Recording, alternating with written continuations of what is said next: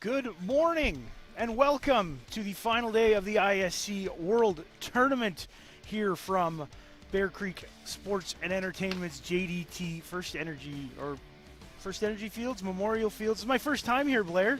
JDT First Energy Veterans Memorial Fields. Memorial there you Fields. go. Man, I was in the ballpark. I am in the ballpark. There is the ballpark. Yeah, what a beautiful establishing shot there as we have a nice, cool morning, perfect for some softball. My name's Adam Donnelly.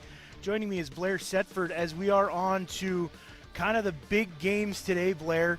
This one featuring the Northeast Drillers taking on the Bear Creek Express as we see their lineup there.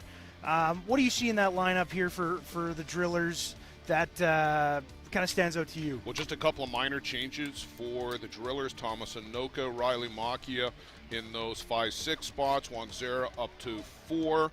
Jordan Solorio has been battling an injury, and he's in the designated player spot, but really hasn't been able to run, so look for a pinch runner for Jordan if it comes to it.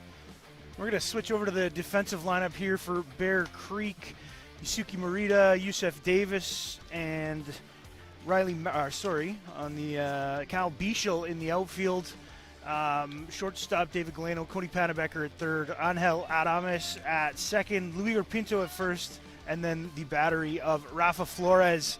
And it looks like Ty Sebastian, who's listed in the DP spot, going to be out there in the circle for Bear Creek.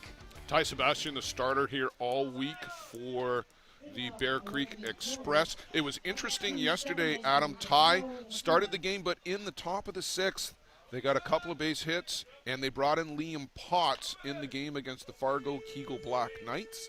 Liam Potts allowed a couple of runs, and then Ty Sebastian back in the game for the 7th to get the final 3 outs. You just saw your pitching matchup there. Going for the Drillers is going to be Juemil Mata as we look to get things underway. Sebastian, a couple words there, looks like, for home plate umpire Kevin Wallace. As he steps off, we're going to dig in and get ready to go again with Kotaro Yasumi leading things off here for the Drillers. That one missing low as we are underway here. I haven't seen the Drillers yet this week, Blair. What does their offense look like? It has been really good. It's been driven at the top. Kotaro Yasumi, he's a contender for the Newcomer of the Year award, a late addition to the roster, as Rogelio Sequeira, his Canadian visa expired prior to the tournament, couldn't get an extension. They added Yasumi, and what a great piece he's been right at the top of the order. A hard drop ball in there from Sebastian to even the count here, 1-1, throwing to Rafa Flores. I love watching Rafa Flores play ball. Who doesn't love watching Rafa Flores? He's been a character here all week. Rise ball just missing. Looks like Sebastian wanted that one. I first saw Sebastian pitch live back in 2024 at the qualifier in Prince Albert for the WBSC World Championship held there the following year, and I love his approach on the mound. Great energy, and just his approach as a pitcher. He's going right at hitters. Base hit there as Yasumi leads things off with a single up the middle, much to the delight of his teammates. Well, it looked like one of those sumo wrestling welcomes there. He got to first base and the flex, and I love the little cultural, not appropriation, but the cultural recognition for Kotaro Yasumi. It's going to bring up Teo Migliavaca, center fielder here for the Drillers, with one on, nobody out. For Sebastian to be effective, he's got to get guys to chase the rise ball. He's going to start. Nice play there as a little bit of a slap. It's going to lead to a fielder's choice. Yasumi retired at second base. Well, good play there by David Galeno. I like the slap approach by Teo Migliavaca, but boy, he hit it literally right to David Galeno, and an easy force with Adames to get Yasumi. That'll bring up the left fielder, Blaine Milheim. Milheim, sorry. It's an I. Sometimes the handwriting is not the greatest. I think that one's on me, too, just for not reading well this morning. Doesn't look like they dotted the I. There you go. There we go. So Blaine Milheim from Eaton Rapids in Michigan. He lives in Homer now, but Blaine's dad stopped by the booth yesterday. Please say Eaton Rapids. Eaton Rapids, I love it.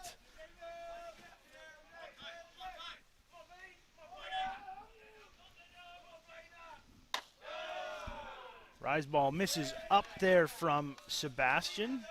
As you said, is that kind of Sebastian's kind of bread and butter? Yeah, that's the bread and butter pitch. Is he's going to start that rise ball at the letters. By the time it gets to the plate, it's at the eyes. It's so enticing coming in. If he can get you swinging after that pitch, he's going to have a good day. That one just missing. Heading the count here is Milheim. 3-0 early. One of the great things about this tournament is just seeing, like I'm from the West Coast, Western Canada, just seeing all the teams from all over North America, all the players from all over the world in this event is amazing. As Milheim swings and a miss.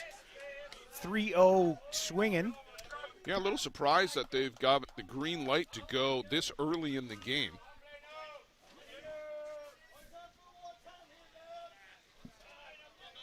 Blaine's 3 for 15, so just 200 coming into today's action. Seeing the level of pitching here, I mean, I'm not surprised. Oh, taken outside. As he started his trot down to first, thought he earned a walk. Runs that count full here. So we have 1 on and 1 out in the top of the first inning. Right at the top of the zone by Flight Scope.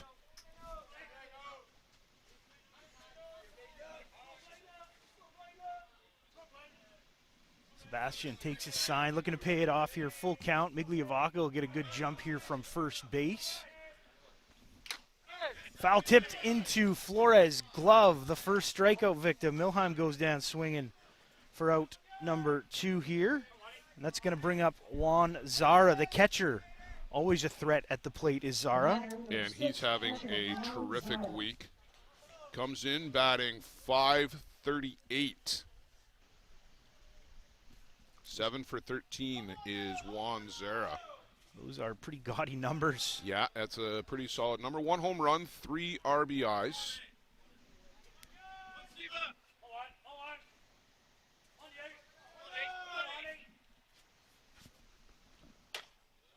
Takes outside for ball 1.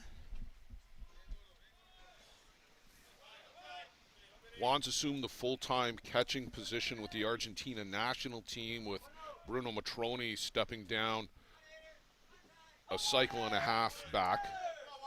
Bruno was basically, he was on the roster but was injured throughout that 2022 World Cup in New Zealand that year. And then in Prince Albert, Juan did the catching. He and Huemo Mata have worked as teammates for the last half dozen years at least. You go back to 2023, and if we have a pitching change, you'll see it in the video. It's Juan and Huemo who get together after the 2022 championship.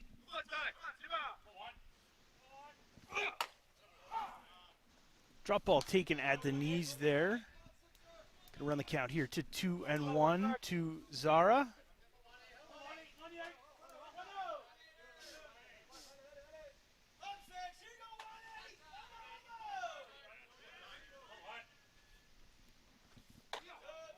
Rise ball taken in as Zara gets his top half out of the way of that one.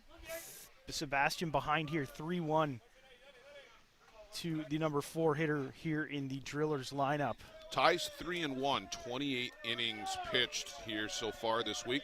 Just given up 15 hits, only 6 earned runs, 59 strikeouts. That one smashed down the left side, but foul. It's going to get all the way into the corner there. And a 1.5 ERA for Ty Sebastian coming into this one.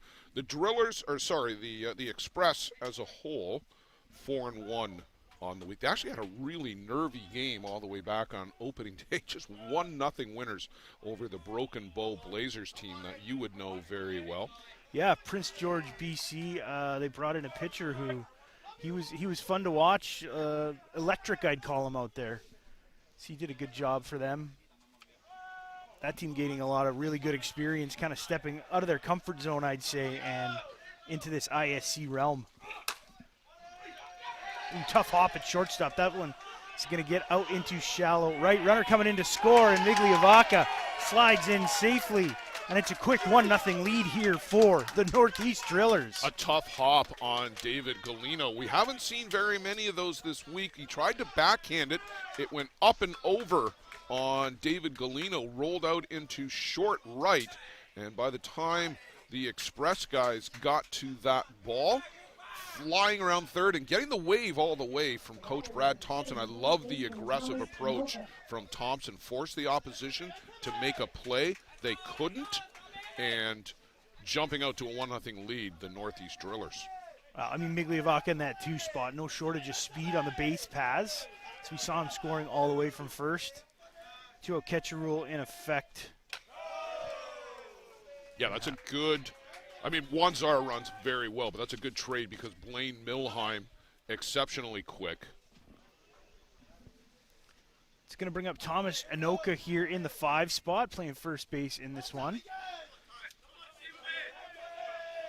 I always think of Tommy as the younger of the Anoka brothers, and it's absolutely 100% factual, but they're both well into the veteran category at this point. Thomas Anoka has been on the circuit, I think going back as far as 2011 was his first year.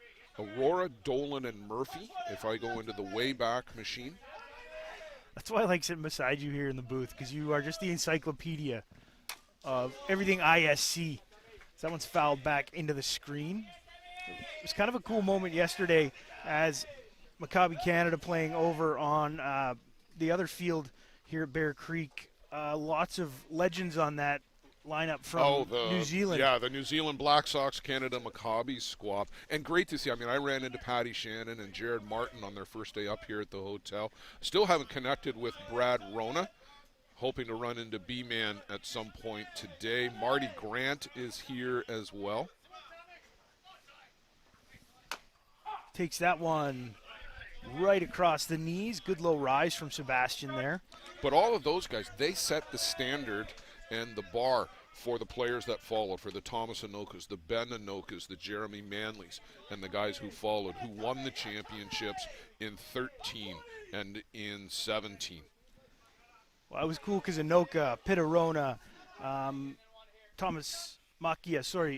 Macchia was there. That one sent out to second base, handled over to Pinto for the out. So 5 come up, 1 comes in to score for the Northeast Drillers. We are off to the bottom of the first as the Bear Creek Express look to answer. It's Adames, Merida, and Sebastian due up for them. We'll be right back with that action.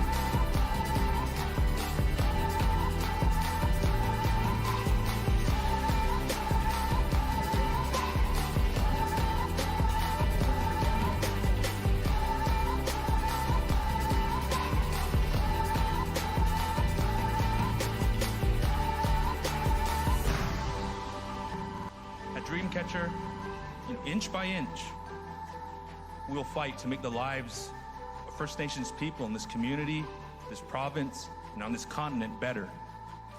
I know we have a long way to go, but I'm proud to say as long as our people have a need, Dreamcatcher will be there for them. Off to the bottom of the first inning, the Northeast Drillers jumping out to a quick 1-0 lead as you take a look at their offense, or the Bear Creek offensive lineup. Angel Adames, Yusuke Morita, Ty Sebastian, the top 3. Luigi Pinto, David Galeno, and Callum Bischel going to be the middle of the order, and then Rafa Flores, Cody Panebecker, and Yusuf Davis Jr., the bottom third. As we'll take a look at the defensive alignment here for the Drillers. Milheim, Migliavaca, Macchia out there in the outfield left to right. Then we have David Diaz, Zach Shaw, Kataro Yasumi at second base, Thomas Sanoka first base, and the battery of Huemul Mara and Juan Zara. And I remember seeing Mata for the first time in Whitehorse at the Junior Men's World Championship in 2014, I believe. Well into his career now, Blair. What can we expect from Mata out there on the circle? Well, it's a little bit of the unknown for Huemo Mata. I'm still not convinced he is 100% healthy. He got chased early in the game against the Chiefs, and so he's now back out on the board. They went with Echeverri yesterday in their win, and like I said, I'm just not sure that he's 100% healthy. They beat Sandlot 7-0 in that game. Echeverri pitched a terrific game. A day off for Huemo. If he's 100% healthy, look for the complete mix of pitches. A real good rise ball. The drop is working. He's got a terrific change. You'll know when he's amping it up because you'll hear it.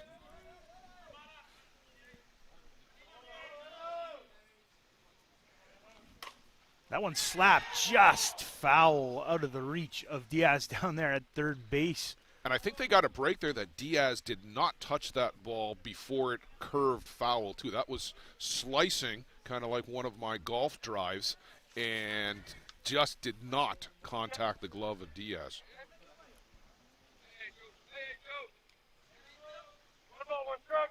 For Mata, 13 2/3 innings pitched. That's a lot lower, Adam, than some of the other guys in the tournament. He's 2-1, but 17 hits in those 13 innings, 8 earned runs, a 4.1 ERA. Yeah, not numbers you'd expect from somebody of Mata's pedigree. And again, we were talking about family for some of these drillers guys. Mata's brother going into the Hall of Fame this year, Lucas Mata being inducted. Cool moment of breakfast. What a treat it was to see all those guys. And his nephew pitching for the Midland Explorers, Valentin Mata. Saw Lucas out at the park in Glencoe watching his son pitching, doing it all really for that Explorers club. He's came over when he was 17 years old. Up the middle from Adames, handled there by Mata as he fires over to Anoka for the first out here in the bottom of the first. That's a big out to get Angel Adames, a noted slapper and speedster, and getting the ground ball right back to himself. Huemo Mata, a good start. That'll bring up Yusuke Morita, left fielder here for Bear Creek.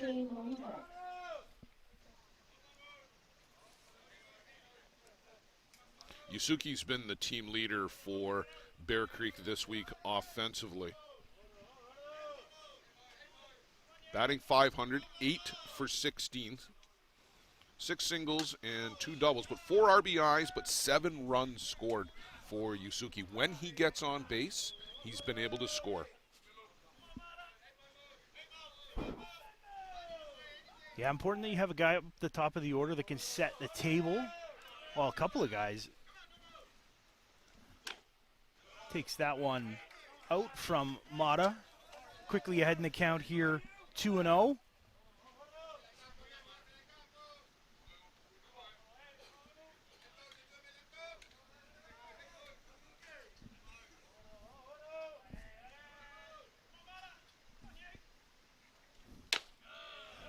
Good low rise there from Mata. Gets the swing and the miss. Runs the count to 2-1.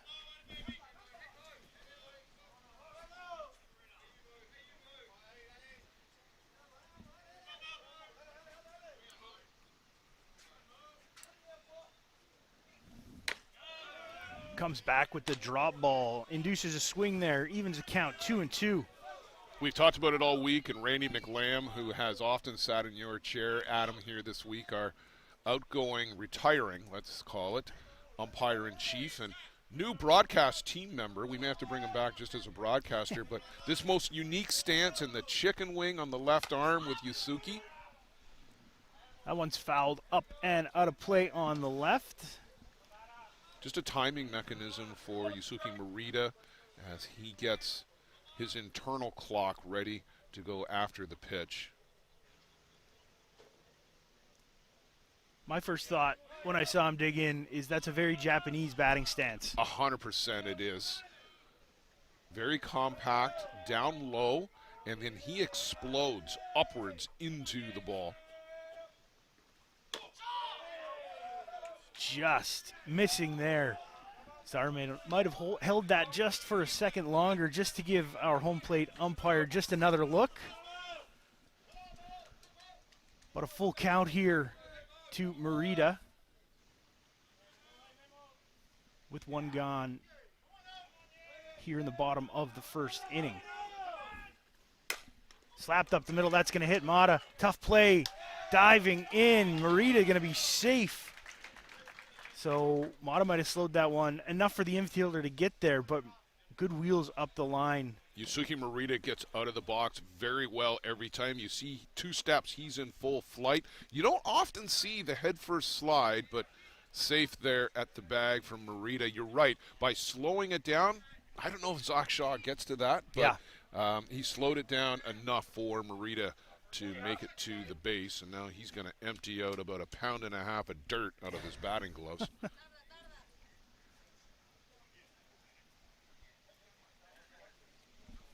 That'll bring up the pitcher, Ty Sebastian, listed on the lineup card as a designated player, but I think that's just probably for ease of change if and when Liam Potts does come in. Yeah, it's strictly strategic to keep Ty in the batting lineup.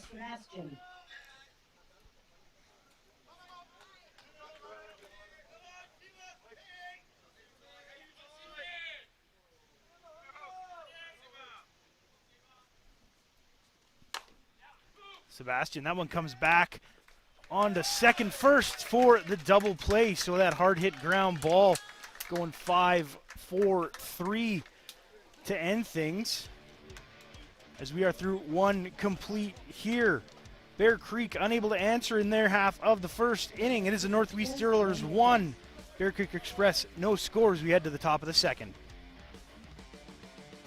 How confident are you in your organization's security posture? If your answer isn't 100%, you're not alone. Most organizations aren't doing enough to protect their data, and they know it. With Armitage technology, you can stop worrying about IT security issues so you can focus on moving your business forward. Our experienced staff monitor and maintain your IT infrastructure to keep your business running. Visit us at armitagetech.com and make your technology work for your business.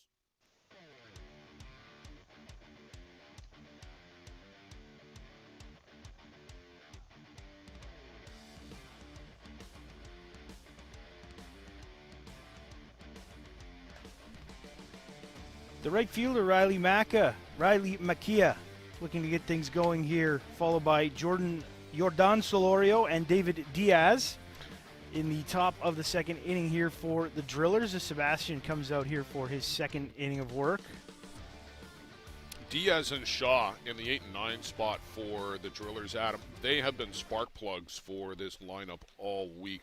Zach Shaw in particular having a terrific week, stepping into the shoes of the departed Cam Schiller, and the Drillers really haven't missed a beat defensively. He's been absolutely terrific this season at short. And important in these games, sometimes the key is really going to be for these pitchers to get those top guys out in the order. So the bottom of the order, crucial in ensuring that you score some runs, you get some traffic on the base paths, and turn the order over here. Yeah, and that's the key thing, right? You get the traffic on the base paths and then get back to the top of the shop. But Diaz and Shaw themselves have been producing and driving in runs too. So Drillers up and down the order. The guy they need to get going is the guy at the plate. Riley Makia stepping in for his first appearance against Ty Sebastian, international from New Zealand. Looks like his dad's out in right field for Maccabi Canada over on the Legends side this morning, as they're going to have to play a few games if they want to get to the championship game on the Legends side. Big swing and a miss there from Makia for strike one. I think the Legends, when I understand it, Adam, you play the 9 o'clock games, very similar to what we got here today. You win this morning game, then you play a semifinal game, then you play the championship game. Yeah, it's always a tough road when you have to come in the back door, especially in a double knockout tournament like that one is. As Makia quickly down here, 0-2, swings through that rise ball.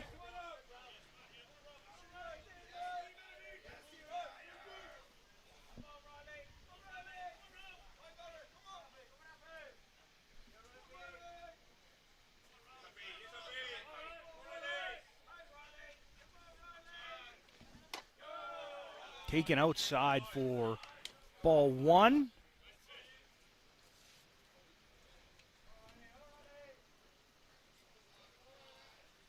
Pretty good crowd in attendance here at this.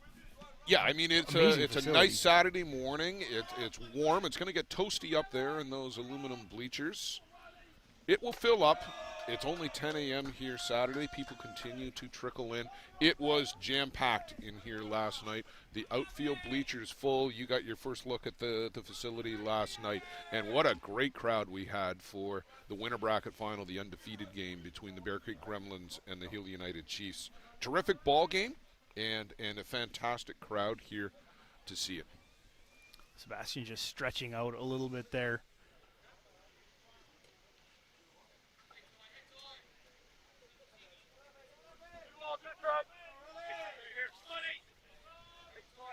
He's going to dig in, take the sign here from Flores. 2-2 count to Makia. As Makia leans out of the way of that one, going to run the count full on the rise ball.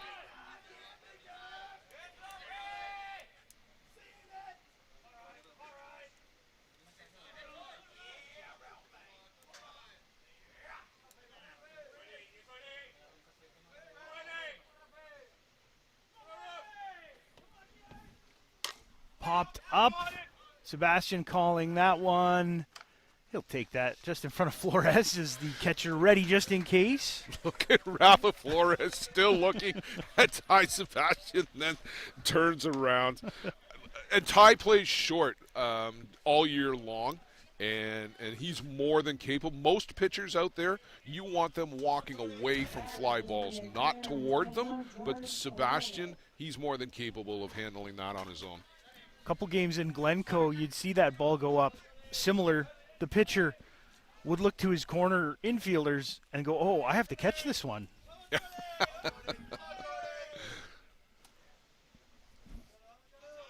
So one away here for Jordan Solorio as he swings through strike one.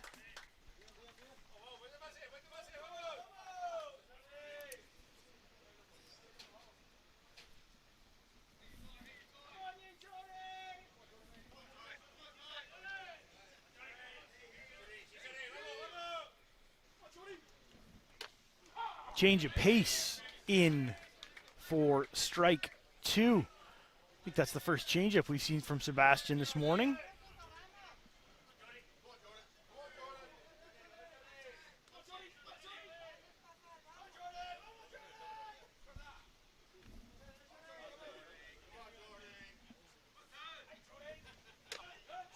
Drop ball just misses, runs the count to 1-2.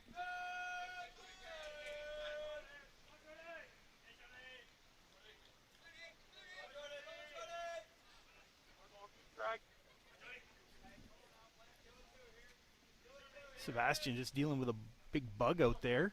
Swipes at it to get it out of the way before he steps onto the... There have been a few around, let's just say that. Fouled away. Solorio's been bothered by a knee issue all week. It's a nagging issue for Jordan, and he's not been able to run effectively. I know he's been getting treatment on it. He missed a game on Thursday this week, back in the lineup yesterday, but he had to leg out a base hit his first at bat, and Gonzalo Mosmu was right in for Jordan.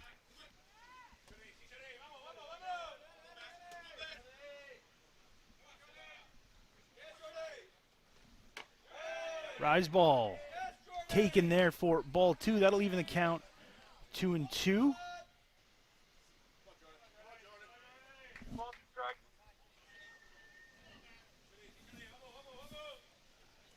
David Diaz waiting on deck here, just to our left.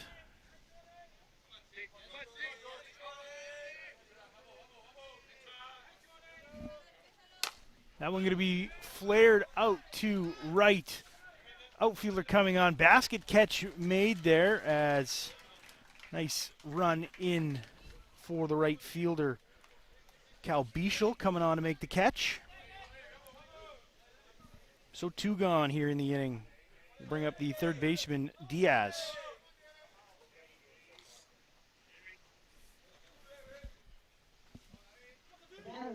baseman number 34, David Diaz.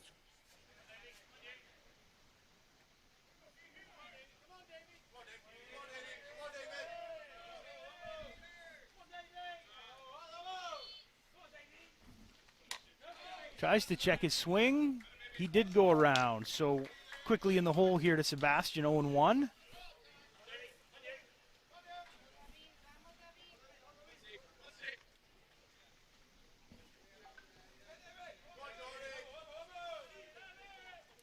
I really like David Diaz as a player. Good young ball player from Mexico. He's one of the rising stars coming onto that national team. Was on the U23 team in Colombia at that World Cup in Sincelejo. I got to watch him a fair bit while I was down there for those 10 days. And this kid is going to be a star on the circuit. It's great that he's getting a shot right in with a team like the Drillers. Swing and a miss. In a hole here, 1-2 to Sebastian. That's the thing when you know, it's great to get on with some of these teams with a lot of experience, championship pedigree, but sometimes you're going to be playing behind guys. You're not going to get as many opportunities. So a big game experience here in this one for Well, he's Diaz. forced his way into this lineup. He did not start the year in the starting lineup. He was on the bench. They've readjusted their lineup to fit him in. He can play short. I actually thought he would have gone to shortstop because that's where he plays for the U23 team. But Zach Shaw has been terrific over at short all year long, and I don't say that just because he's standing in front of us. He's been great all year long. Off-speed pitch, grounded out to short. That's going to do it as a nice defensive effort from David Galino out there. Ends the inning. We are through 1.5. It's still the Drillers ahead here, 1-0, as we are off to the bottom of the second inning.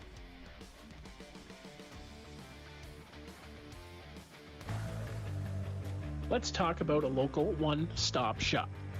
Live Well for Life is just that, a fitness, nutrition, and therapy facility all under one roof.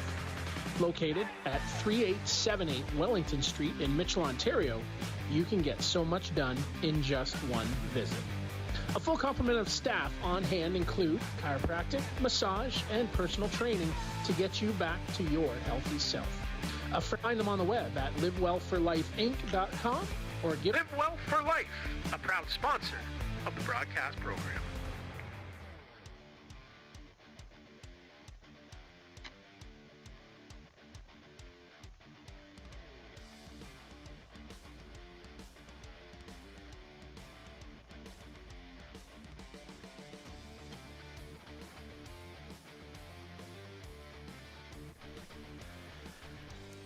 Luigi Pinto, David Galino, and Cal Bischel, the 4-5-6 hitters, due up here for Bear Creek. Adam, this is the change in the order for the Express. Rafa Flores down to the 7 spot. Galino, Bischel in particular, have been solid producers here this week. Flores here and there, but really yet to have a consistent attack at the plate. But I like the move, especially getting Cal Bischel up in the order a little bit. He's been terrific here this week for the Express. Solid contact made off Mata back in the first inning, but right at defenders as he took the first one and then was helped out, got out of it in a double play as Marita and Sebastian went down. A nice 5-4-3 across the diamond. Pinto 5-4-15. 5 RBIs. He's always been a run producer, but I'll take you back to the most important run he drove in was in the game against the Batmen on Thursday night. And the Express trailed through most of that game. It wasn't until late in the game, in the 6th, they took the lead. Toronto tied it up in the top of the 7th, went to the bottom. Actually, I think we went to extra innings, if I remember correctly. Luigi Pinto driving in the game-winning run with a solid shot down the right field side. ahead in this at bat, 3-1. Takes that one for a strike at the thighs. That'll run the count full here, 3-2.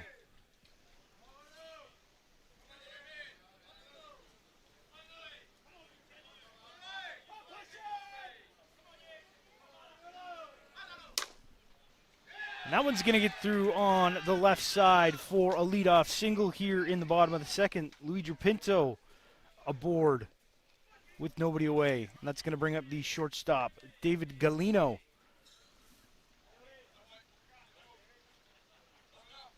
David comes in 4 for 12 for the Express. Handles the bat very well. Had a big home run in the game against the Kegel Black Knights to get the Express into this one. Kegel trailed in that game 6-1 at one point, but rallied for 3 to make a game out of it. Actually, they got it to within 1. And then I think it might have been the Galino home run actually that made it 6-4 for the Express. But that was a tight ball game. Kegel really impressive here this week with a top 5 finish with ties.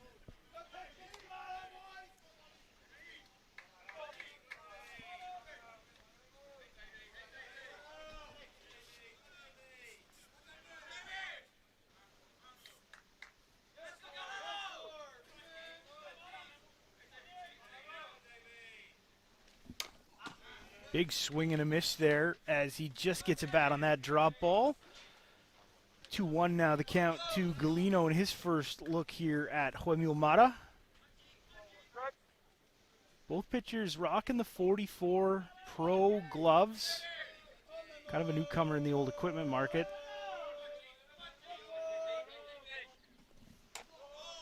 Rise ball taken high for ball 3. That'll run things to 3-1.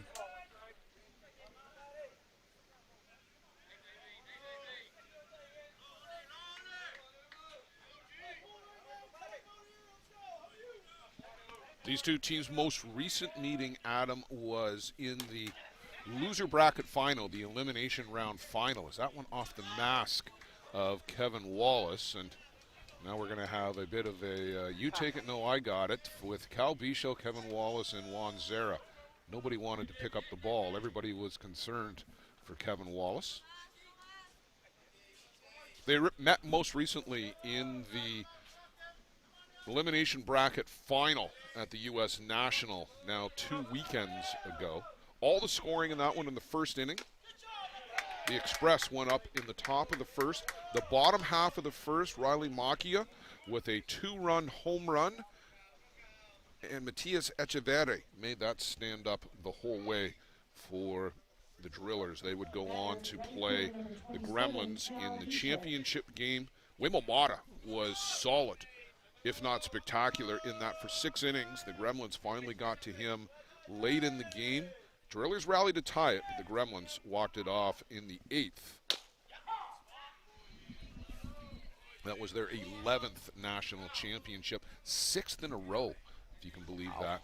I can. They've now edged out the Clearwater Bombers for the most U.S. national championships with 11. Congratulations to that franchise. So Galino down on strikes. That'll bring up Callum Bichel. Takes that one at the knees for a strike. And Mata quickly ahead here, 0-2.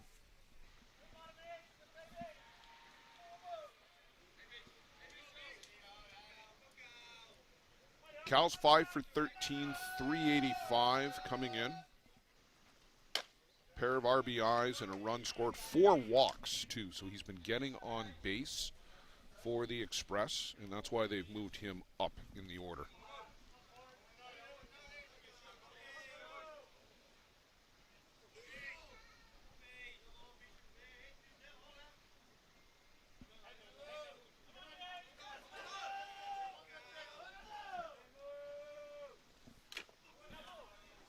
Foul tipped. Bit of an accidental check swing there.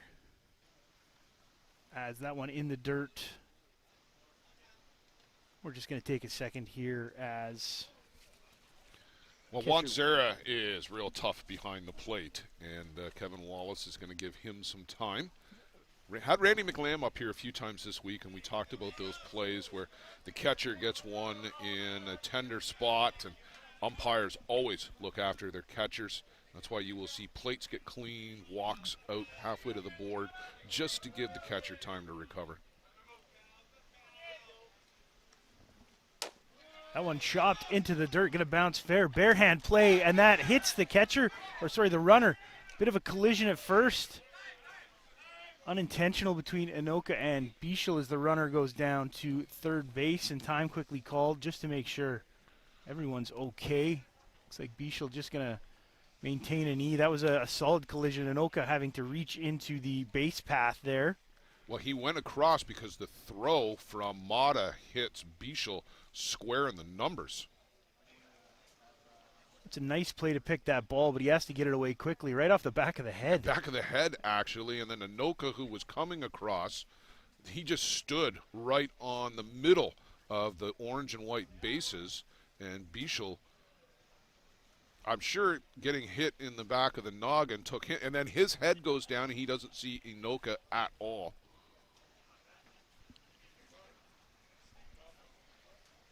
So hopefully everybody okay. Tom Anoka is got a chuckle about it, and he and Bichel a hug over at first base. So I'm glad everybody is okay. But the Express now threatening here because Pinto, he went over to third on the play, so runners on the corners and just the one down in the inning.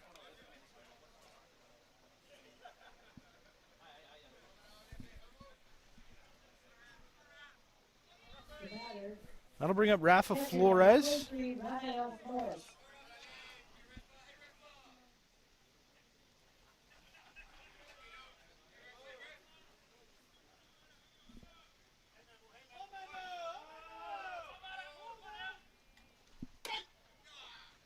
That one taken inside as Flores scoots back a little bit. It's just worth it with Rafa Flores for the sound effects alone. I've heard you guys talking on the broadcast about that leg guard. Looks like two.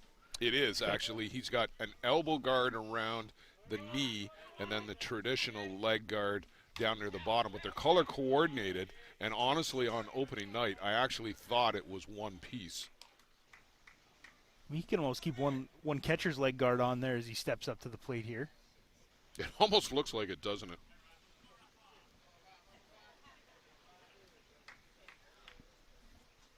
Looks like that foul tip might have gone off the catcher Zara there as he gets a second. He's holding his forearm. I've been calling it ignorance, but that might not be the right term, but just to be back there and take that abuse, home plate umpires, catchers, they're in the line of fire, and they do get abused back there a little bit. The number of shots that catchers have got this week, and Flores came in and leaned into Zara. He can commiserate because he's got his share of bumps and bruises, and it is the last 3-4 pitches have been a pretty tough time for Juan Zara. Flores offering it that rise ball up and out of the zone. Run the count to 1-2. One gone in the inning here. As you mentioned, runners at the corners. Big spot here for Bear Creek as they look to get on the board, trailing 1-0. Chop to third. Really the only play there was to first. But a good job by David Diaz. Just took a quick glance at Luigi Pinto, make sure he wasn't going anywhere.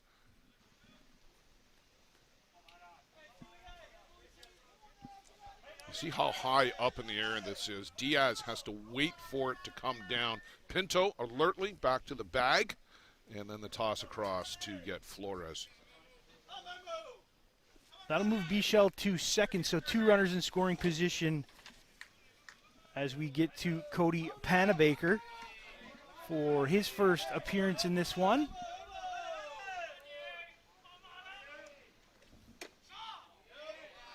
Just misses low. Cody just 2 for 14 on the week, Adam. Sorry, 2 for 11, 14 plate appearances for Panabaker.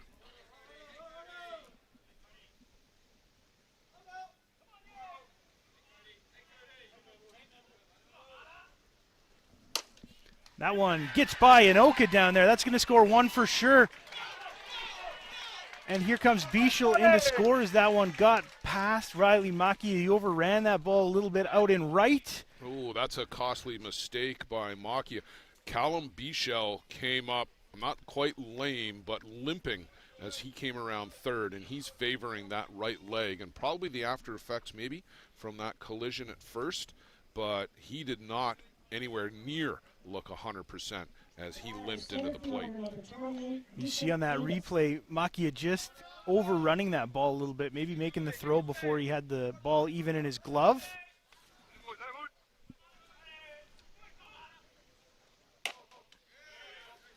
Two runs coming in to score. That's going to bring up the number 9 hitter, Yusuf Davis, center fielder for the Express.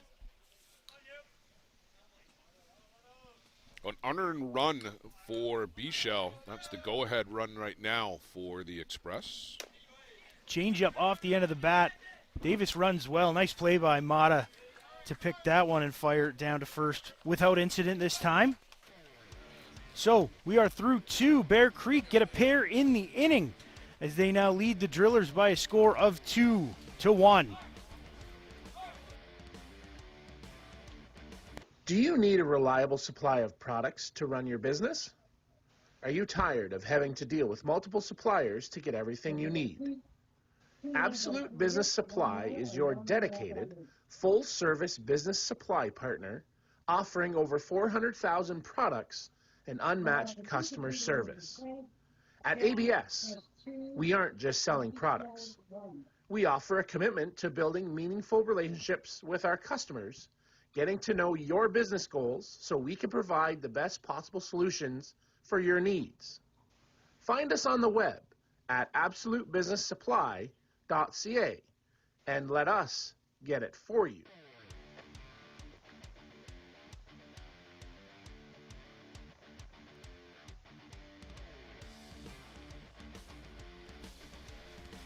Off to the top of the second inning for the Drillers. It's going to be 9-1-2. Zach Shaw, the shortstop, to get things underway. Then back to the top for Kitaro Yasumi.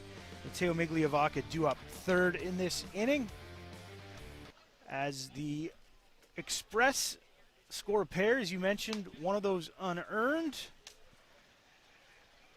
As they have the narrowest of margins here. As we are well and truly underway here at Bear Creek.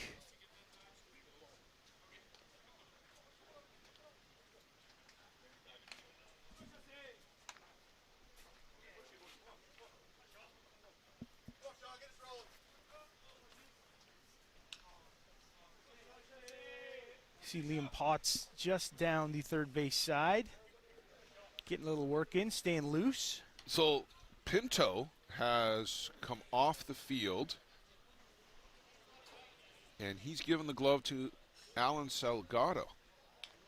So a change here, and I wonder if Pinto is needing to go to the outfield? Because is Bichel, we saw Bichel come off, did not look well, and the defensive changes hopefully will get them from the umpire or maybe the scorers. I think that's exactly what's going to happen as Pinto grabs his come out of the player's game. glove as he trots out into right.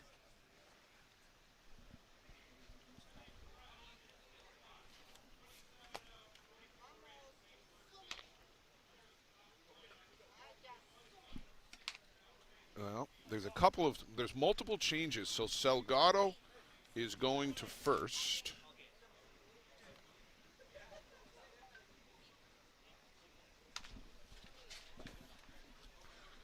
I don't think that was Pinto who went out to the outfield.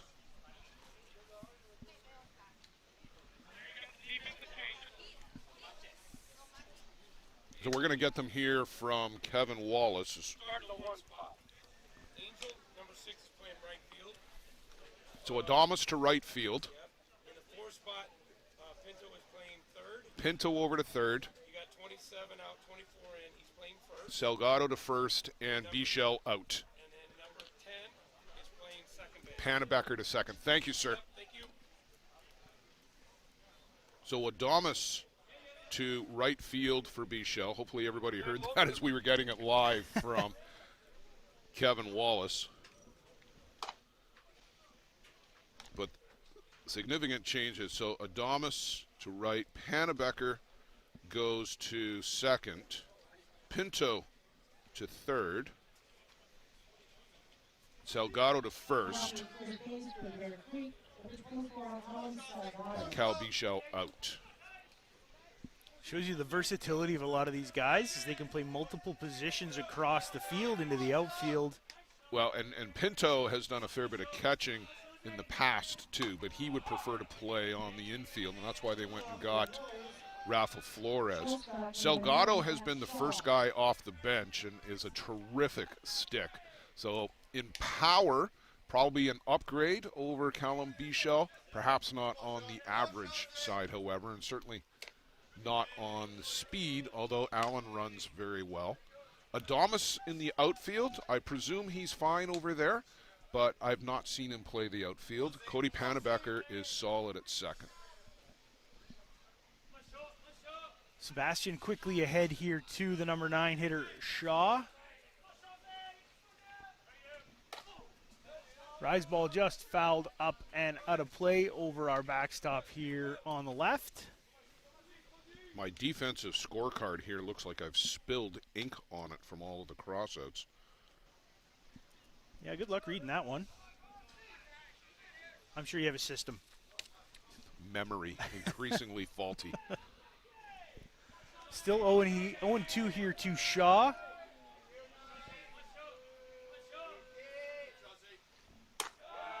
Drop ball misses low and outside for ball 1.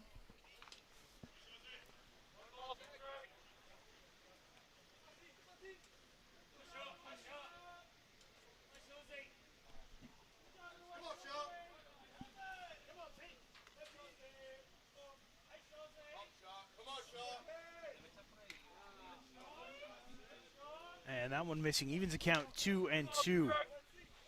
Adam, Liam Potts is down in the bullpen for the Express. This has been their methodology all week. They get Liam up early. He's probably thrown 3.5, 4 games in the bullpen this week. But he is at the ready should Ty Sebastian falter in any way. They actually brought him in the 6th yesterday to get a couple of outs, but gave up a couple of runs before that happened. Ty Sebastian was not happy coming out of that game yesterday. Swing and a miss on the dipper. Actually, that one back into Flores as he just takes a breath. So you see catchers continue to be abused back just there. Magnets back there. Salgado come down to check on Rafa Flores. Flores kind of shoot him away. Salgado with a tilt of the head. All right, just checking on you, man.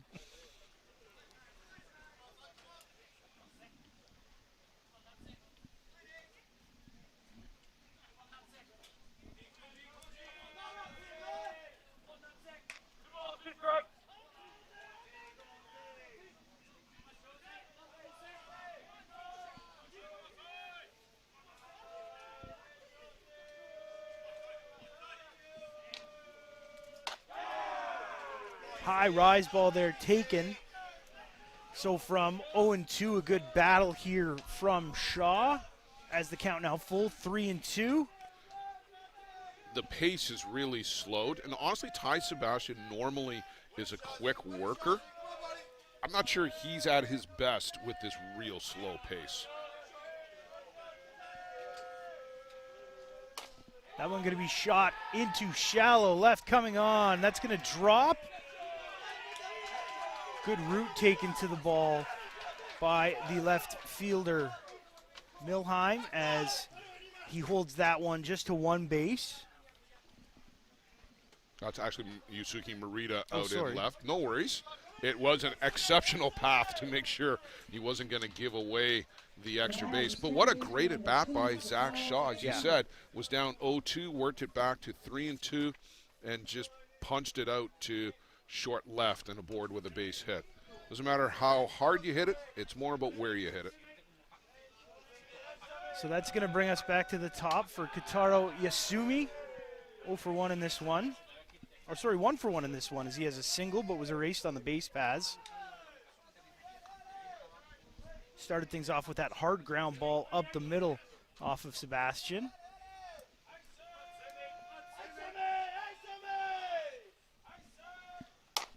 And that's another hard hit ball that's going to get by Salgado. Shaw off to the races as the throw comes in. Cut, missed, but Yasumi's going to stay at first. He's got a couple of knocks in this ball game. Yeah, he's really making a solid bid to be newcomer of the year. Had a high batting average coming in. And the throw, as you said, Adam, it was going to get cut, but then tipped off the glove and rolled up to second. But here's a good look at Kotaro Yasumi. And maybe if we stay with that for a sec, we'll get the sumo flex. Here it comes. There it is, although he's kind of obscured there by Salgado. Salgado a little wider than Yasumi. He is a little bit bigger than Yasumi for sure. That one just off the bat there as Migliavacca kind of hangs his head. Couldn't get it out of the way, so he's quickly down 0-1. Yeah, a little excuse me check swing there.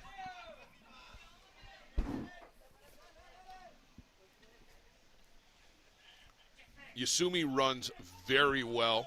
We'll see if he's off to the races. Flores, of course, an explosive arm behind the plate.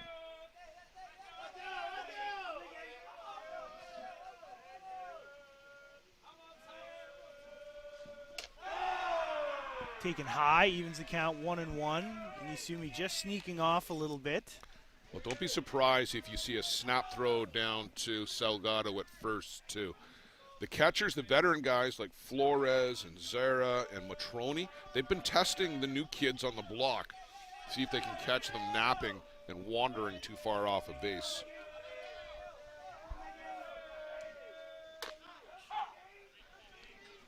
Migliavacca watches that one across for a strike. 1-2 now the count.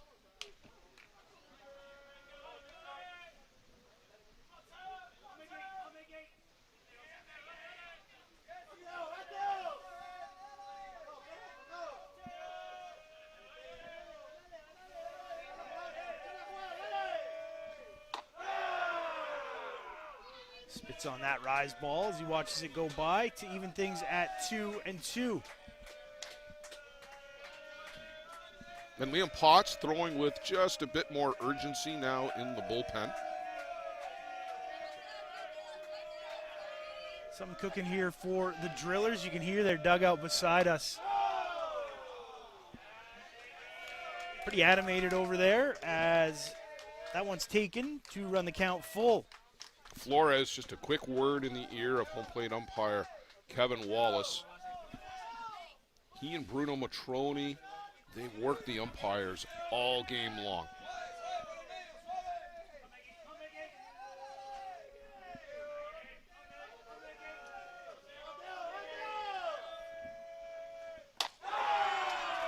So there's ball 4. Migliavacca earns a free pass. That's going to load up the bases here for Blaine Milheim. Paul Sebastian just leaning against the dugout post. No sign of him coming out onto the field for a visit. This team loaded with veterans. They've all been here before. Salgado, Panabecker, Galino, Pinto. The infield changed up slightly, but everybody's a veteran out here. Rafa Flores with the hand up. Just calm down. We'll get this.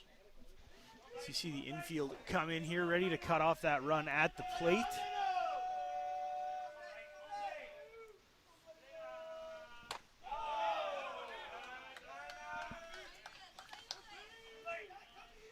It was a big spot in the game early here. The Express just took the lead in the previous half inning.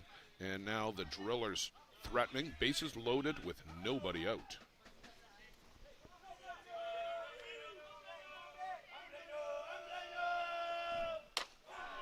Swing and a miss there from Milheim. It's going to even the count 1-1.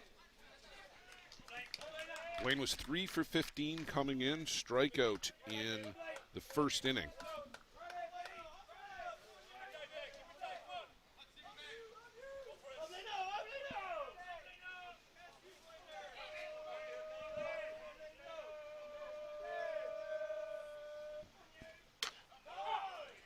takes on the outside corner. Nice paint job there by Sebastian. Blaine Milheim, one of those guys who likes to say yes, well, doesn't say yes, but likes to say no when he thinks it's a ball. And he had that one outside. Kevin Wallace had it on the corner, and it's Kevin's opinion that matters.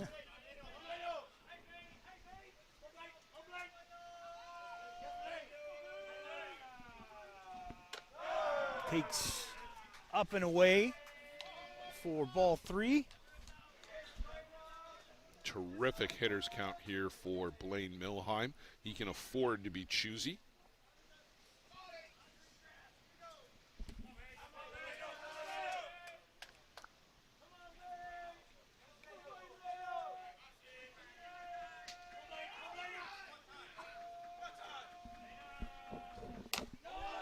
That one fouled up and out of play just over our heads here. That'll run the count full.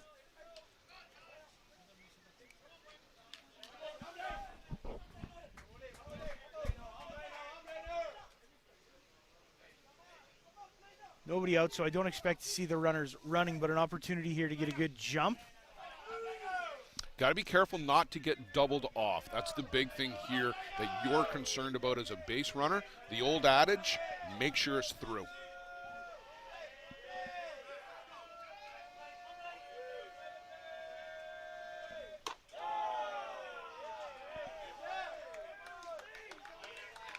And you can see Milheim there shaking his head, as I think Flores and Sebastian wanted that one. That's going to run the count full here now, 3-2. A lot of pitches here. We're just in the third inning and already into the mid-50s in pitches for Ty Sebastian. Temperatures only climbing out there on the field. Not a cloud in the sky today. In the dirt. That'll be ball 4. So all the runners advance as a nice at-bat there from Milheim. He takes the walk, an RBI. Well, and to coin a phrase that Var Matiosian used the other night, not a competitive pitch there from Ty Sebastian. That's an easy take for Blaine Milheim. Meeting on the board out here, Paul Sebastian was out. Didn't look like he had a lot of words in, really just to give Ty a breather. A pat on the chest from Rafa Flores, a pat on the back from Alan Salgado. But this really is in the hands of Ty Sebastian. Yeah, absolutely. And as you said, the temperature climbing here. We're almost into the mid-20s. You can see that sheen of sweat on the arm of Sebastian from where we're sitting. Definitely the hardest working guy out there right now here for Bear Creek. That one in for a strike. First pitch to Juan Zara. And a bit of a nod from Juan in agreement. Certainly doesn't get any easier out there for Sebastian.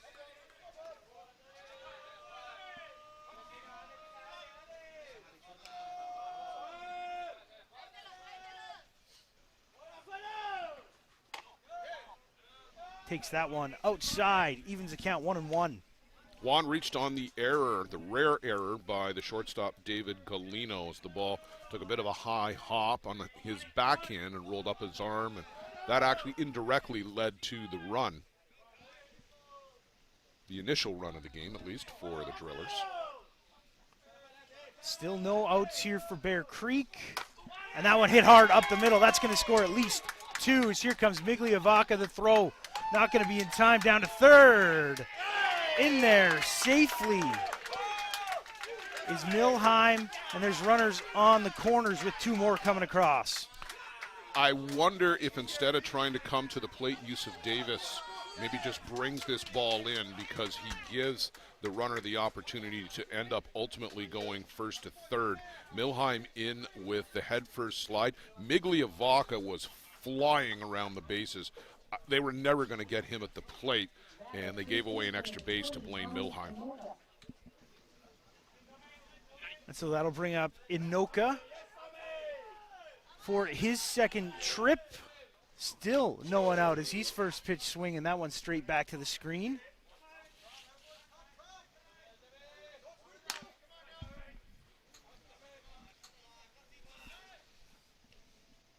Sticking with Sebastian for now, but I got to think they get one more hit here. That might be it for Ty. Liam Potts has to be ready in that bullpen already. That one's going to be flared out into left. A beat on it. Runner tagging. Throw coming in. He will score as that's cut off by the third baseman. And so another one added here, but an out traded for that run as Anoka does his job.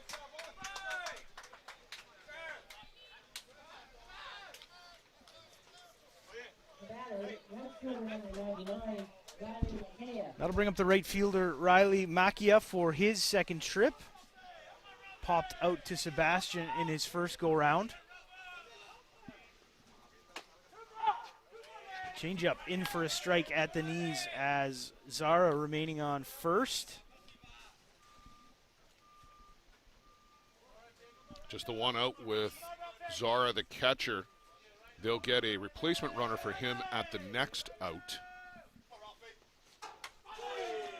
Swing and a miss as that one fouled straight back to the backstop. 4 runners already have come across the plate here for the Drillers. 5-2 the score as you see, and I wonder maybe too late now for that pitching change. Yeah, it's a real fine line you have to walk out there. That one foul tipped back into Flores' glove for the second out. So Macchia will keep the helmet on and run for Zara. I'm not 100% convinced that he's 100% healthy. I've seen him have a lot more competitive swings.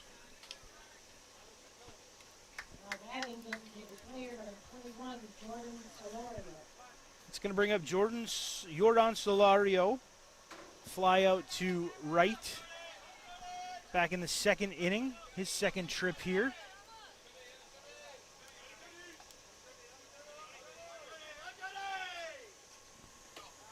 Change up low for ball one.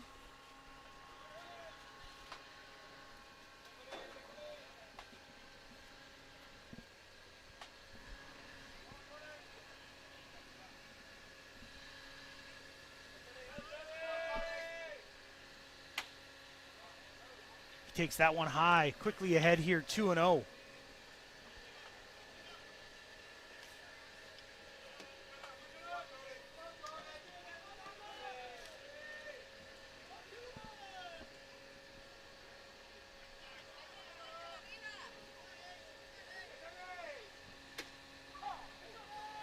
That one across at the knees.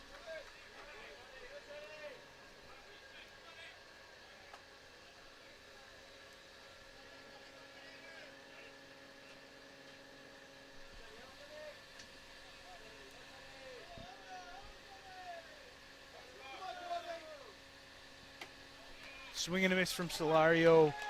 Evens the count here, 2-2. But as you mentioned, Blair, 4 runs coming across so far here. It's a 5-2 ball game.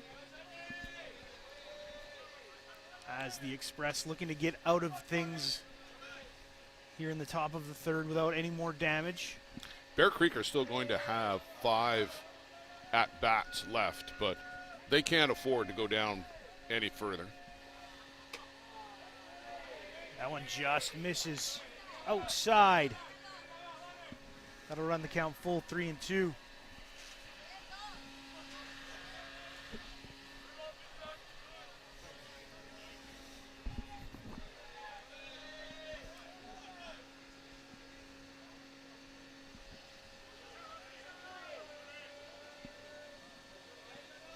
Long look by Sebastian.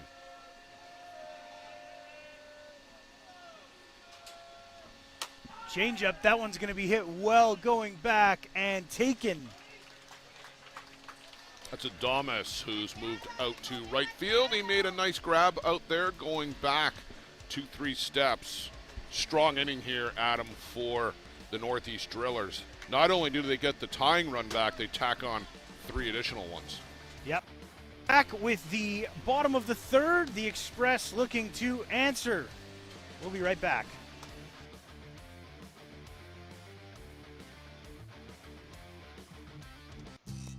A metal roof lasts a lifetime.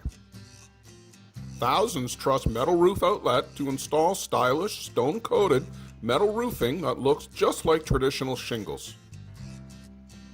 Make a smart and worthwhile investment for your home with Metal Roof Outlet.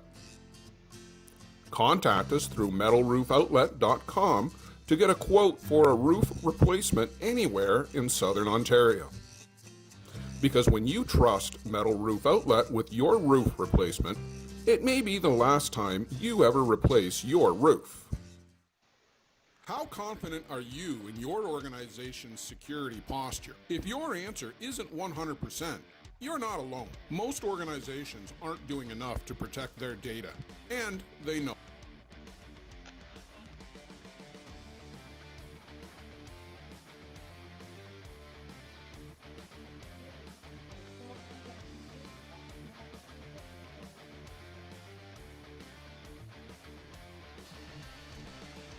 So we are back here for the bottom of the third inning, and Lucas Mata now staked out to a lead here. How much pressure does that take off the pitcher? Well, I think it does a lot, because now you've got a 3-run lead.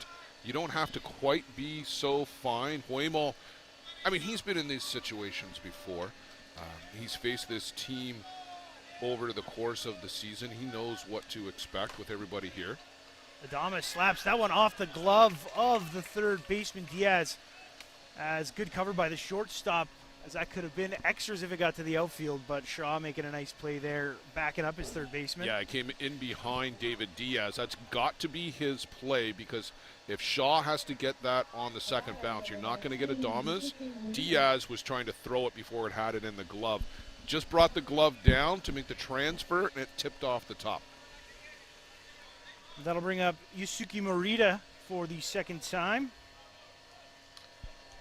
Reached in his first at bat, but was erased on that nice double play. And runner going to go as that one just off the glove of Zara. He points to his chest saying, "That's on me." Well, and just a little bit of loose defensive play here by the Drillers in the home half of the third. Guys, you just took a 3-run lead, and you had a bit of a mental mistake by Diaz, and now here Zara lets that one squirt away, and you got a runner up into scoring position. Need to sharpen up. Swing and a miss over top of that drop ball.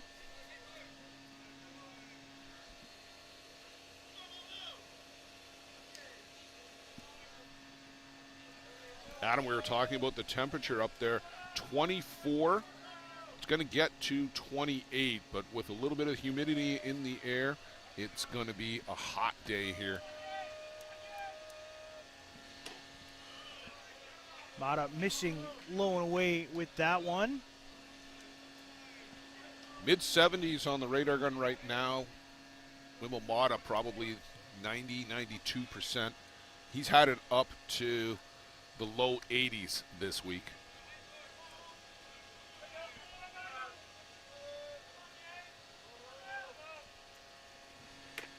Change of pace gets Morita out on the front foot. Swings over top of that one. Evens the count here, 2-2.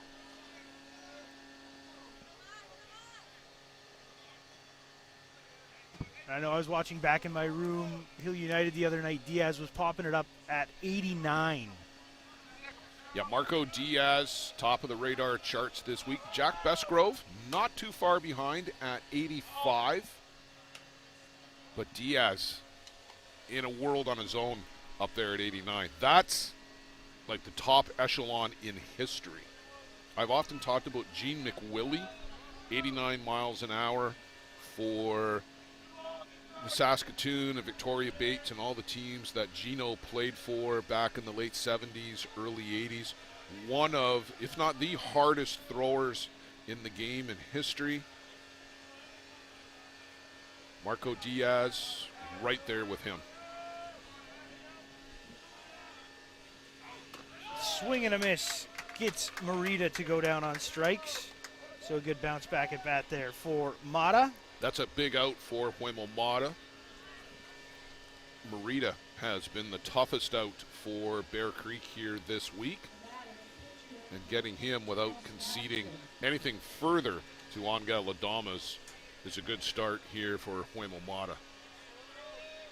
That'll bring up Ty Sebastian in his second trip. Sebastian grounded into that double play. A hard hit ball down to third. They've gone to the pitch comm device here. He's got the watch on, as Peter Labardius has called it. That one's in for a strike. The runner on second base, Adamas. Zara, he's got the control pad on the top of his left shin pad. He'll put the glove over it, key in the code. Mata will receive that on the watch, and then only they too will know what the signs are. That one hit up the middle. That's going to be off Shaw's glove, as here comes the run to plate. Well, on board on an error and scoring on an error.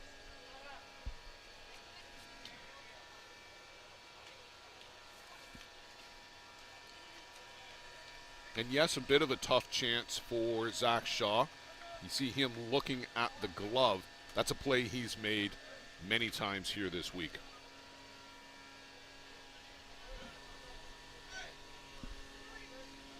Still just one away here in the Bear Creek half of the third inning. That'll bring up Luigi Pinto, third baseman. He fouls that one just up and over the screen here for strike one.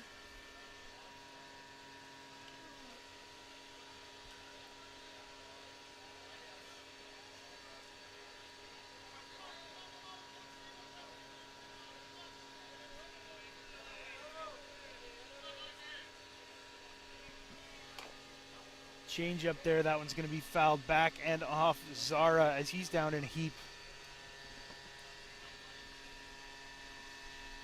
That got him again, I think, on that left wrist just above the glove. That's the second time he's got one there.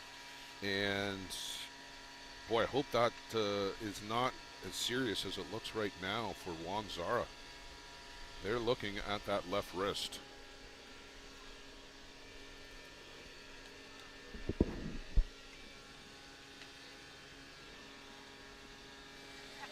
It's such a tough position to play.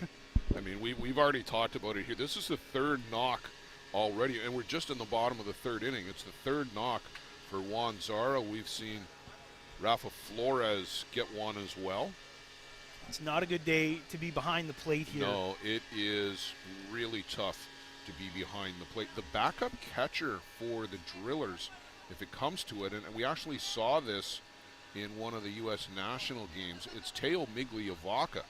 He'll come in from center field. They do have Mitch Pringle on the roster as well, but I think if it came to it, it would be Migliavaca. Zara is down here for an extended period of time. He's going to get a hand up. A nod of the head and a dust of the pants from the skipper, Ron Hackett, but Huemo Mata and Gonzo Mosmu, one of the first guys out of the dugout. I wonder if he's got maybe some medical training or something, Gonzo Mosmu, because he was out here pretty quick too, along with the trainer and the skipper.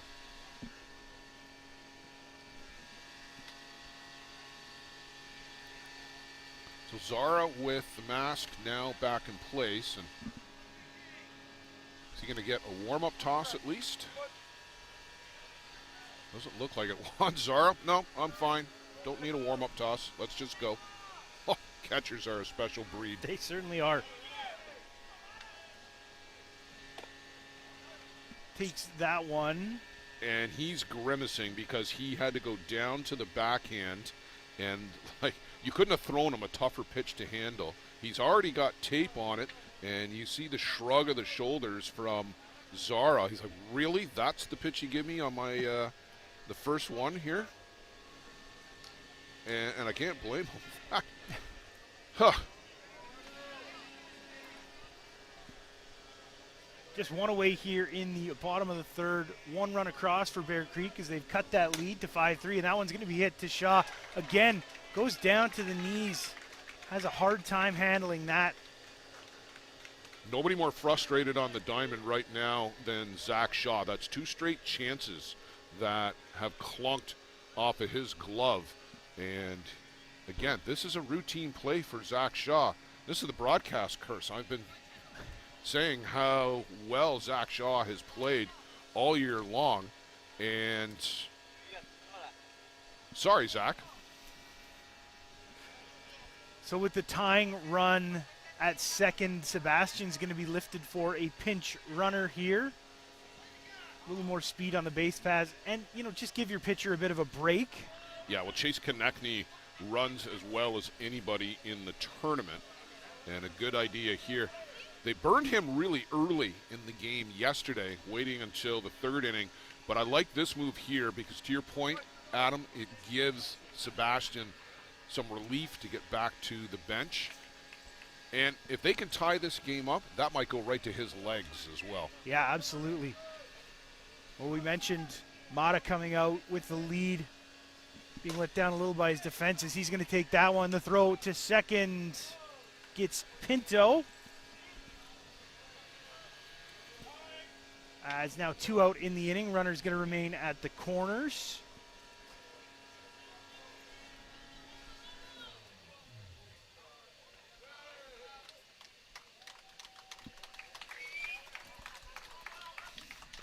And as the giant machine behind us shuts down, at least for a moment, it gets a round of applause from the crowd.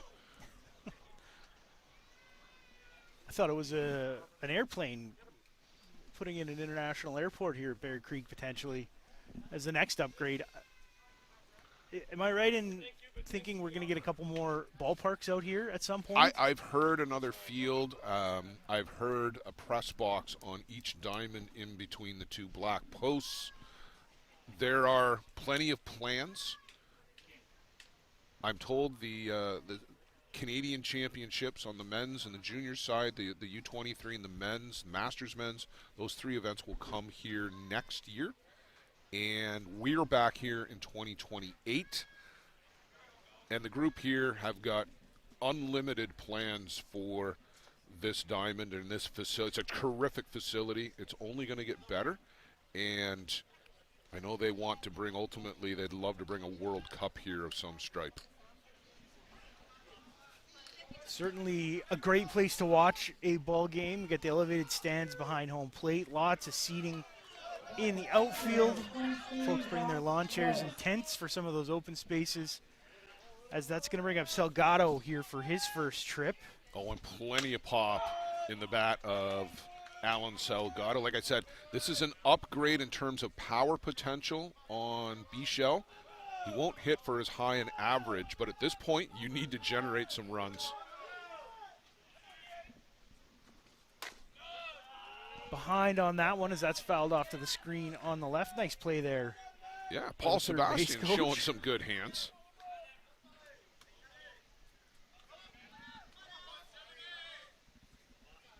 Two gone here in the bottom of the inning. 1 across. Potential for more is Galeno at first. And the pinch runner over there is that rise ball taken high. It's Chase Konechny in for Ty Sebastian on the base paths.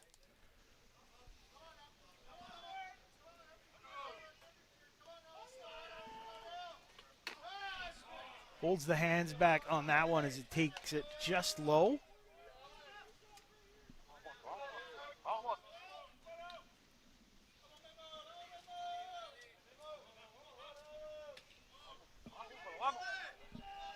One and two the count to the first baseman for the Express. Another check swing as the appeal down.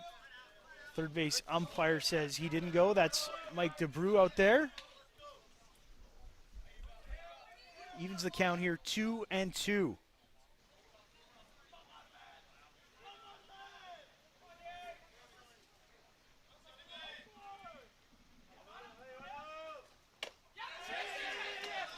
Another check. Yes, he did. So, big strikeout there for Mata. Gets the first baseman for The Express gets out of a jam and gets his team back in, limits the damage to just 1. We are off here to the top of the 4th. The Drillers lead the Express by a 5-3 score.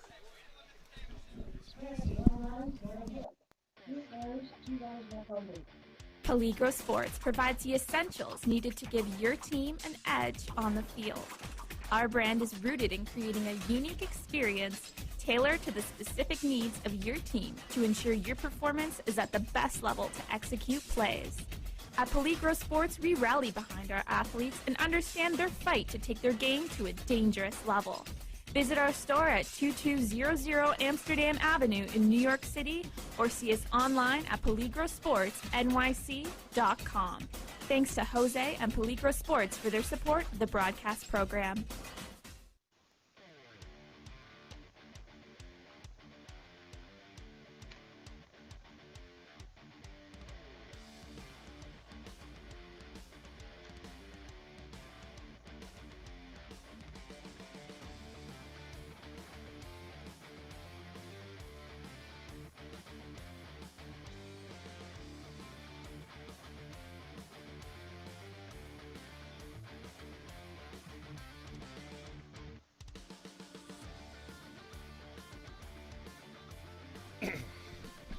David Diaz will lead things off for the Northeast Drillers as we go to the top of the 4th inning.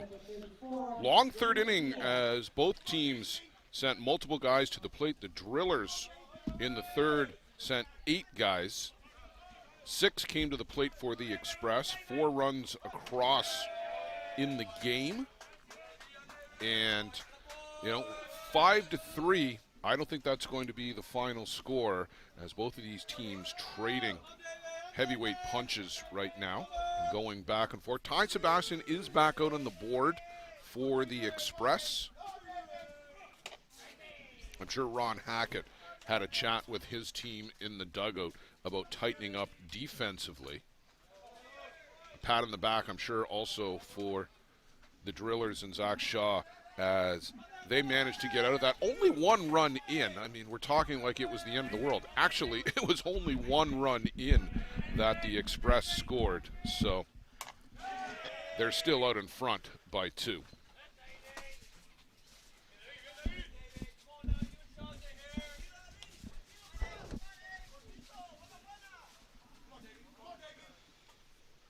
So Diaz looking to get things going here for the Drillers offense. Heading the count here 2-1. Sebastian remaining on the pitching rubber here for the Express.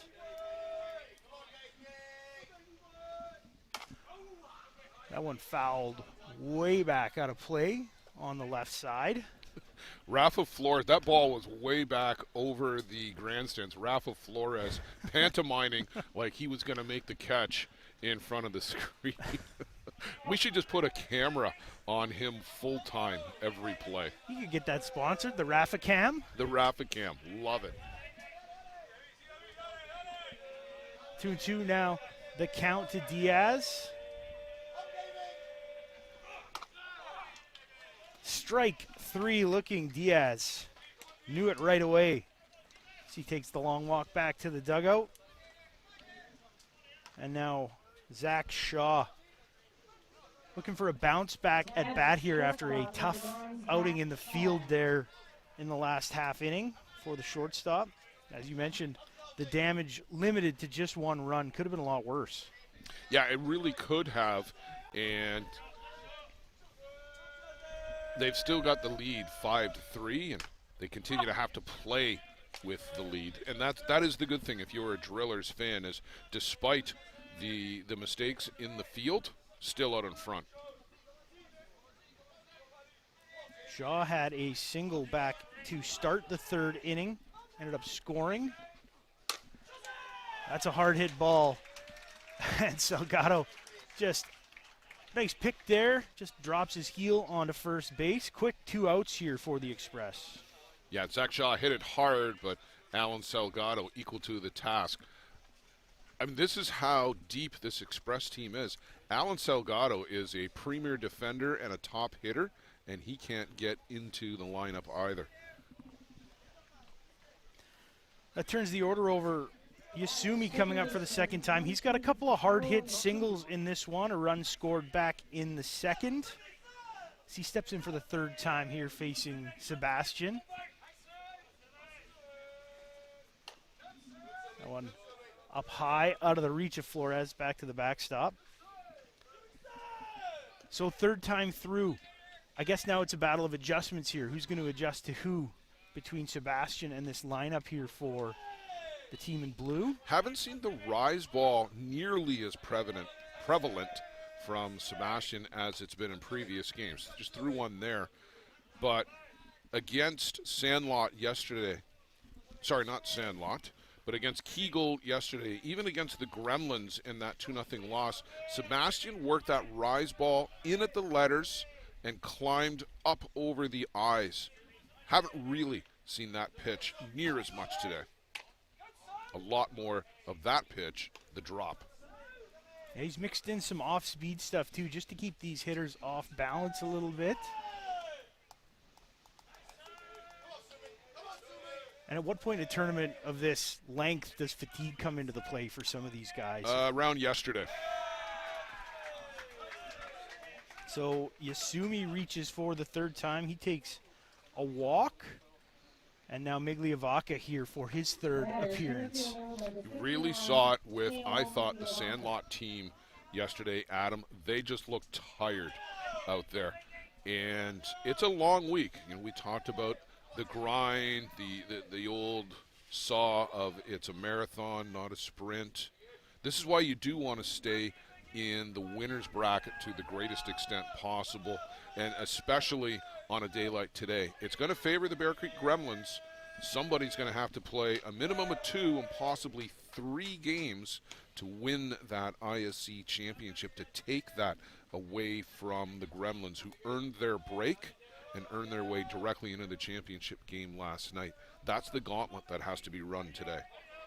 Sometimes you see it, you know, if you haven't played that team that has seen some pitching, they might have a little bit of an advantage if the bats get rolling. But as you mentioned, rest always valuable. Well, I'll tell you, the team that is in the Hill United spot, who lost the winter bracket final, and right now they're waiting. Often, not always, but often that team's been a sitting duck for the winner of this game. They come in on a roll. Migliavaca tries to bunt himself aboard. Pinto going to take that one on a little blooper. So Sebastian faces just one over the minimum as he gets his team back in the house. Off to the bottom of the fourth. The score remains 5 for the Drillers, 3 for Bear Creek Express.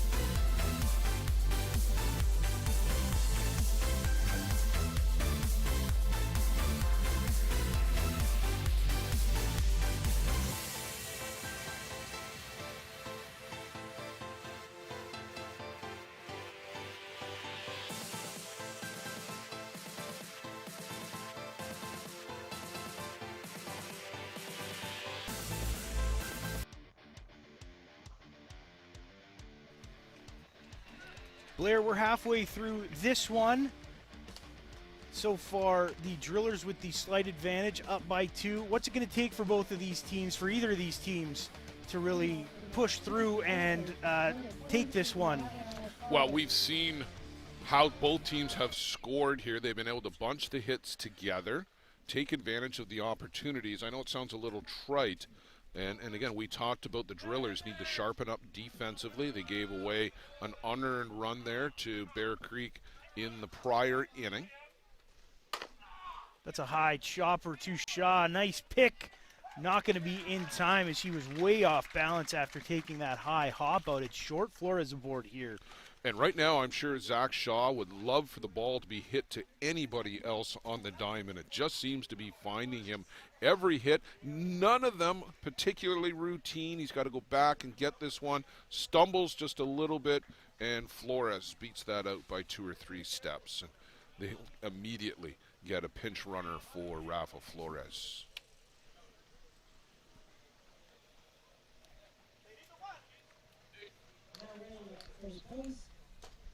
Oh, this is Chase Konechny. It was kind of Molander who came on to run for Sebastian earlier. My mistake. Cody Panabecker, the batter, second baseman, reached on an error back in the second. Bunt laid down, executed well. Throw gets Panabecker at first. The pinch runner for Flores. Konechny going over to second on that well-executed sacrifice. Yeah, Diaz picked that up, made a real strong throw over to Yasumi covering, but a great sacrifice bunt by Cody Panabecker. Not his first this tournament. He does handle the bat really well.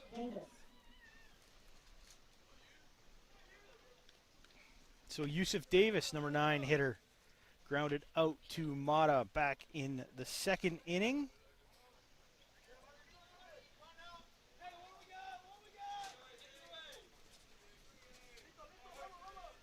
Runner in scoring position here, just one away for Bear Creek as they look to chip away at this lead.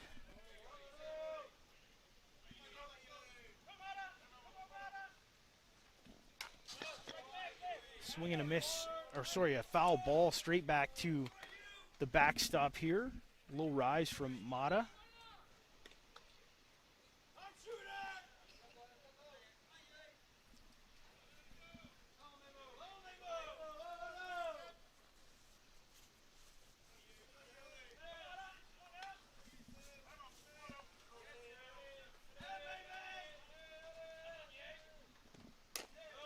Chopped foul. Davis quickly in a hole here. 0-2. Hey, and I got to say, my compliments to you on that championship guide that you put together.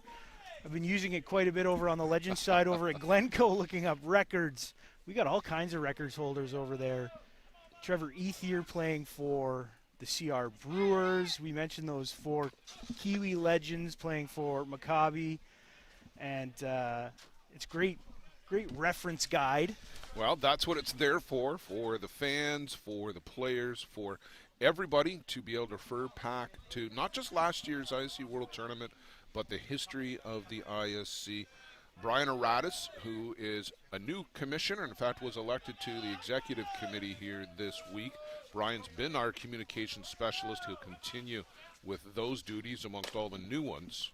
Chop to third. Davis retired as the runner checked back there. Konechny. Well, not only did he check Konechny, he sent him diving back to the bag. Diaz was just a little head fake, and then the throw over to first. Watch this here. Watch Diaz come across, and then Konechny, oh geez, and diving back to the base.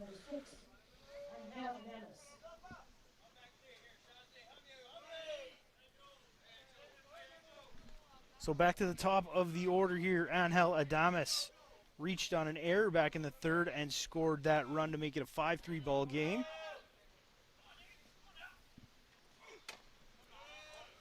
He trots back out of the batter's box, taking that one inside.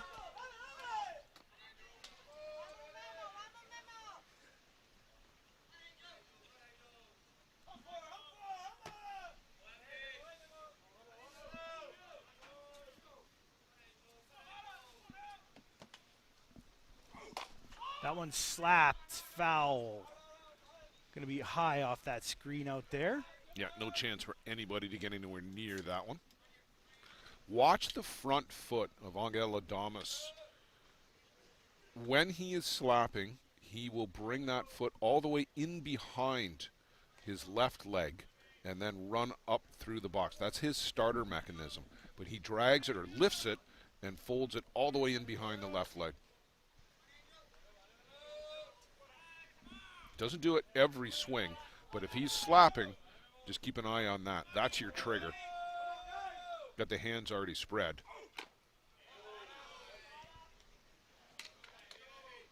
It's interesting because I feel a lot of guys, their first move would be the back foot coming forward in the box. Squares up the body.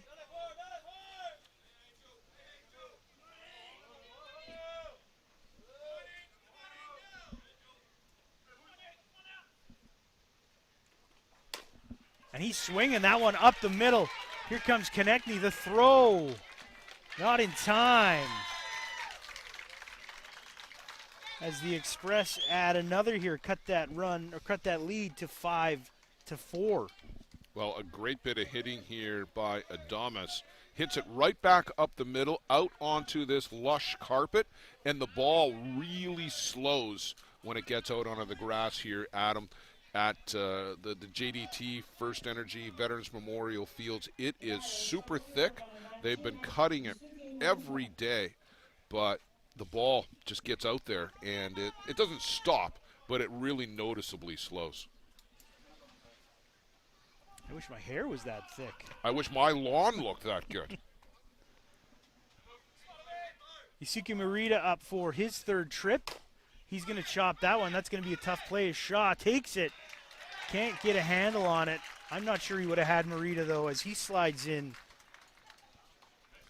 He could not get the grip on the ball. And a handshake here with Yasumi. Again, just Zach Shaw. He's still struggling defensively. It's a confidence game, right? And couldn't get the ball out of the glove. And wisely, rather than trying to rush it and make a heroic throw, just put the ball in the glove and ate it. But as a result, now you've got 2 runners aboard, and your 3-batter, very dangerous hitter at the plate in Ty Sebastian. Sebastian, one of those rare pitchers that is going to be, well, I mean, pitchers are probably going to be good hitters, but in the lineups of good hitters, you probably want to save that energy. We're going to see that's a healthy cut there on that low drop ball from Mata. Ty's hit in the lineup of just the middle of every lineup that he's played in, other than just a handful. I mean, this is a natural spot for him. He pitches and hits all week long and just about every weekend. Checks his swing there, takes maybe low, maybe outside, maybe both. Evens the count here 1-1 in a big at-bat here for Bear Creek, as they have the go-ahead run on base here with runners at first and second, 2 gone in the bottom half of the 4th. It just shows, Adam, none of these teams are ever out of any game that they're playing in.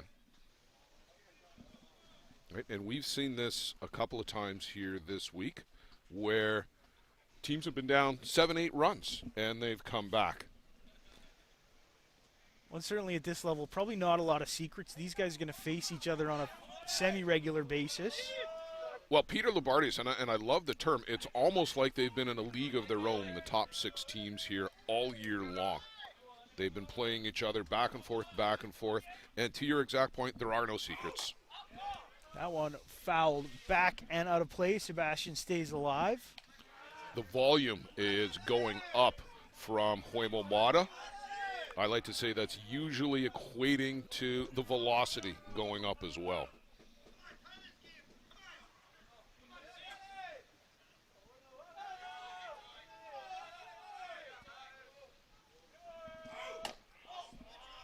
Good take there. That one down.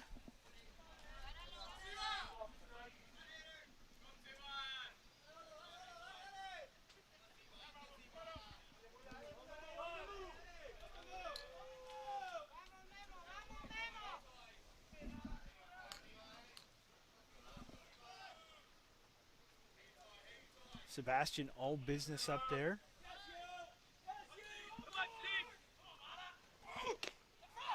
Takes that one down. That squirts away from Zara, so the runners advance. And you have to wonder how much that hand, that left hand, heavily taped, It's got even more on it now after what happened in the third inning. How much of that is hindering Juan Zara? That's a ball that doesn't usually get away from him. As we mentioned, this is a long tournament. A lot of guys are going to be banged up. Just little nicks here and there, a wrist, an ankle.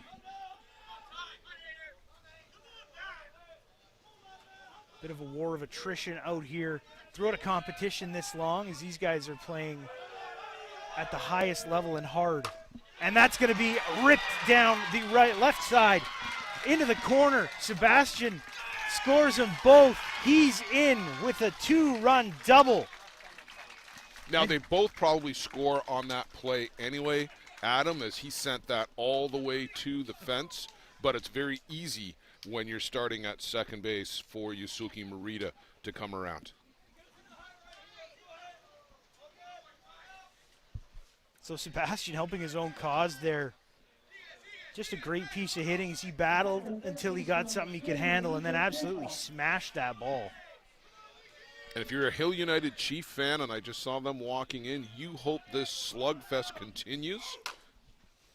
That one chopped down to third. Davis makes a nice play, Diaz making a nice play, but foul.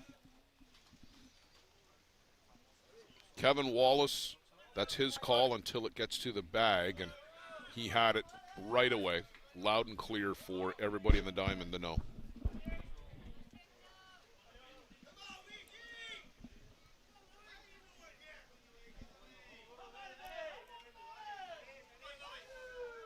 Big spot here for Luigi Pinto, number 4 hitter, third baseman for the Express. Runner in scoring position, 2 gone. I don't see anybody working in the Drillers bullpen either.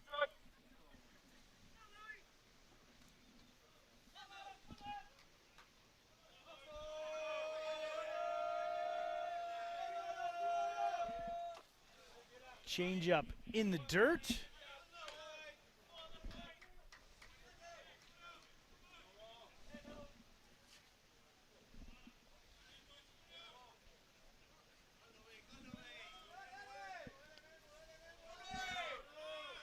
Quick look at the Drillers bench. They're up on the fence. So are the Express. Another change up. Question asked on the appeal. Did not go. That'll run the count full 3-2.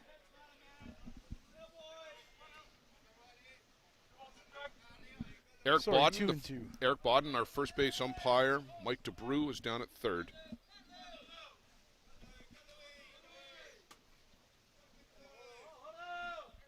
Speaking of a grind, lots of games for these umpires here throughout the week as well. Yeah, they're very busy too. That'll run the count full here, 3-2.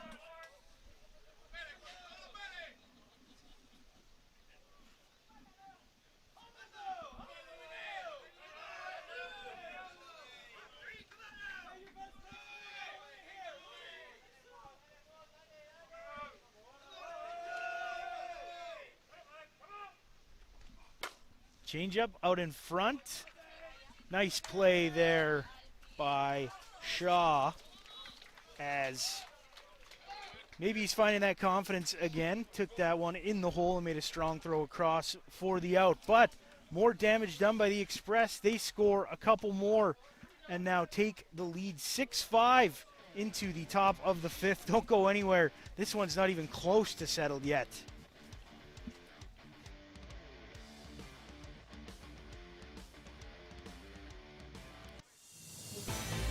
Welcome to Mont Hill Golf and Country Club. With our beautiful 27-hole golf course open to the public, we work tirelessly to ensure your time with us is second to none. Well, here you'll be able to enjoy an incredible dining experience at our very own Big Pete's Steakhouse. Play some of the best courses in the world with our state-of-the-art golf simulators. Upgrade your gear with the top brands at our pro shop, or host a stunning wedding, event, or conference inside one of our beautiful ballrooms. Learn all this and more at monthill.ca. We can't wait to see you soon.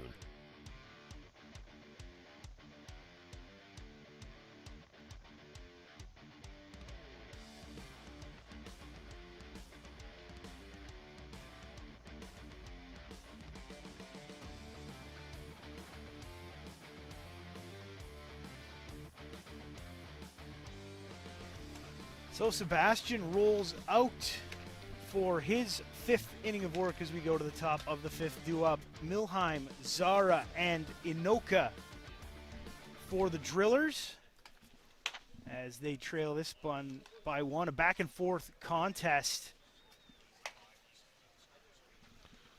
as the winner gets to play again. Loser will be done in this competition, as you mentioned earlier. That'll be it. Yeah, they'll finish in 4th for whomever does not advance. Still a really good result in a competition of this caliber, but I'm sure both of these teams would love to play all day if they could. Well, both of these teams want a shot at the Gremlins in that ISC championship game. All 4 of these teams have traded spots in that championship game. These are the 4 teams that exclusively have played in it since we came back from the pandemic. It's been these 4 variations of the Drillers.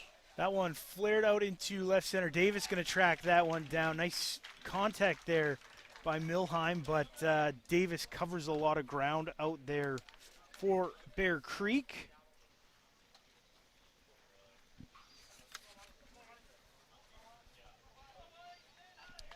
They were the Kitchener-Hallman Twins in 22 when they won the ISC tournament. 21, it was the Chiefs and the Gremlins. 22, the Twins and the Gremlins. 23, it was the Gremlins and the Express. 24, Chiefs and Gremlins. And then in 25, Chiefs and Express. These are the 4 teams that have owned playing in the championship. That one fouled back to the screen by Zara. As you'd imagine, that forearm wrist issue going to affect him at the plate as well, gripping the bat. He's been just abused, taking a few foul tips off of his person so far.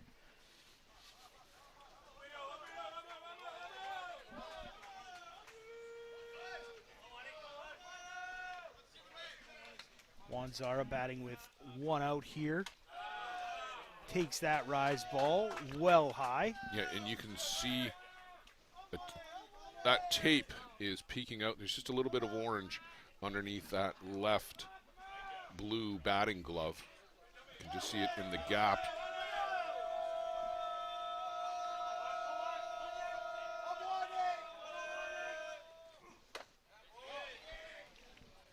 It went around on the swing, says Kevin Wallace.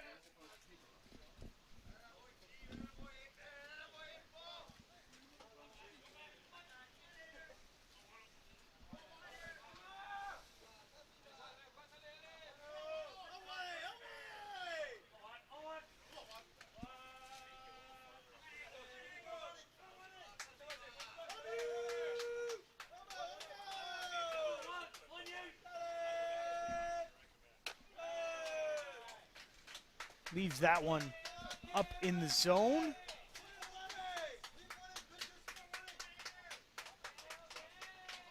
And as you kind of alluded to, I think that Bear Creek just going to go till the wheels fall off here for Sebastian. Try and get him as many innings he can, save Potts. Well, they pulled Potts out of the bullpen. I mean, he was up there for 3.5 innings, and they pulled him out, so he's just resting in the dugout.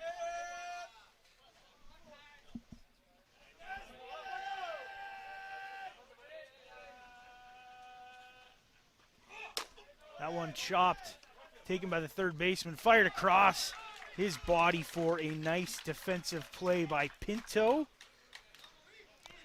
Luigi Pinto can play anywhere on the infield and play it well. He is solid over at first. You just saw the play he made there at third. Earlier in his career, he would play second base.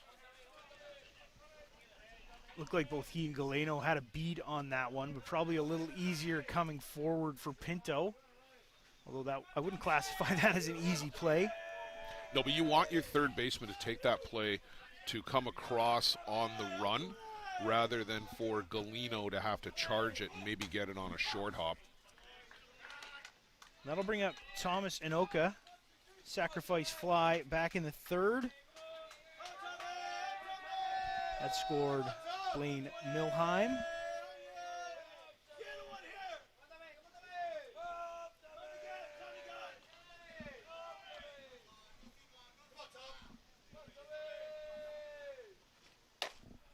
That one going to be into shallow left, a long run, but coming in to make the play.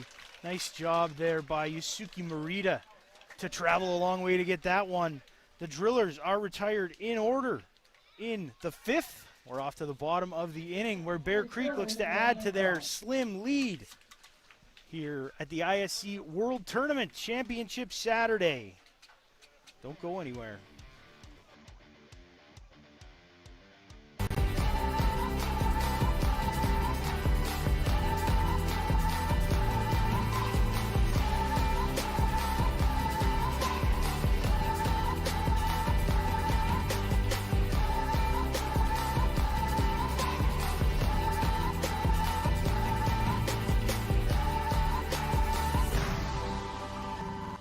Dreamcatcher, inch by inch, we'll fight to make the lives of First Nations people in this community, this province, and on this continent better. I know we have a long way to go, but I'm proud to say as long as our people have a need, Dreamcatcher will be there for them.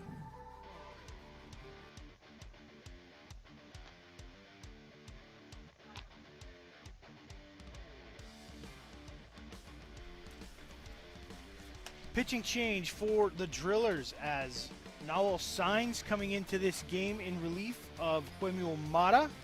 Blair, what do you know about Signs? Well, good young ball player here. He's going to be into the upper 70s. He's got all the pitches, maybe even will touch 80. A little bit inconsistent from time to time, but he has been solid over the course of the year. He was on the U23 Argentina team that finished 7th at the U23 World Cup down in Sincelejo in Colombia. He's been on the circuit for a couple of years. This is a real nice addition that the Drillers added him a couple of years ago. But he's got one job here. He's got to come in and he's got to shut the door. David Galeno, Salgado, and then Flores to face him here in the home half of the fifth inning. As Bear Creek with that one-run lead, looking to keep their offense rolling.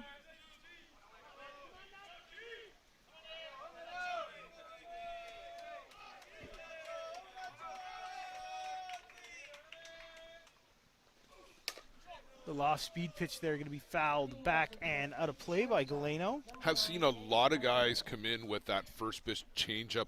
A surprising number here the last few days. It's Thursday, Friday, and now right down to the very pointy end of the tournament. Just doing anything to take the batters by surprise. And again, back-to-back, Juan Zera not afraid to double up on the changeup.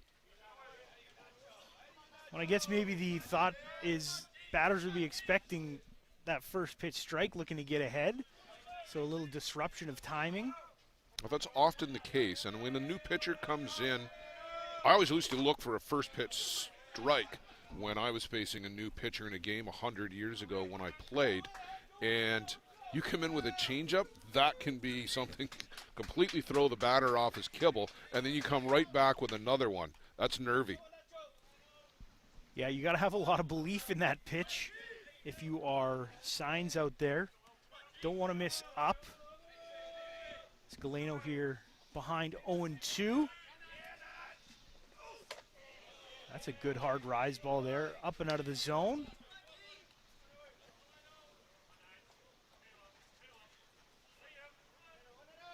Got to say, I'm really impressed with how well both fields held up over the course of this long tournament. Just a terrific, let me try that again.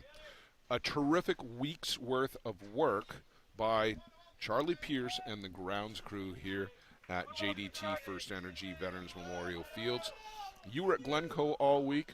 I hope the field stood up there. I know the group here did a lot of work with the municipality to upgrade the diamonds there. And you tell me your impression when we get a chance. Galeno going down for the first out, a swinging strikeout. As a good hard drop ball just off the plate. We get a couple of looks at that one.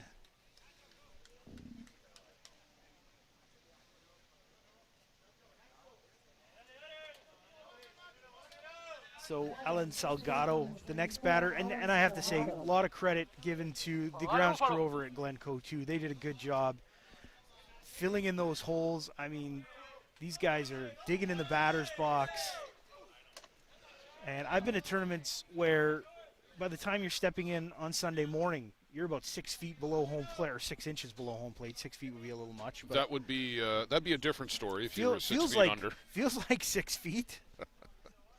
Yeah, the batter's boxes in particular. By the end of the night, it got a little trophy, I thought, last night. But that one going to be flared out to left, back to the wall. And that's not going to be taken as Salgado goes to the opposite field there. Milheim having a hard time getting a handle on it, so Salgado advances to second. And he's looking into the sun, which is pretty much directly behind us right now, Adam, and bobbled that out in left. And the normally sure-handed drillers, it actually gets over him and then bounce off the fence, but the normally sure-handed drillers just look a little out of sorts today. Yeah, they do. They haven't been super sharp defensively.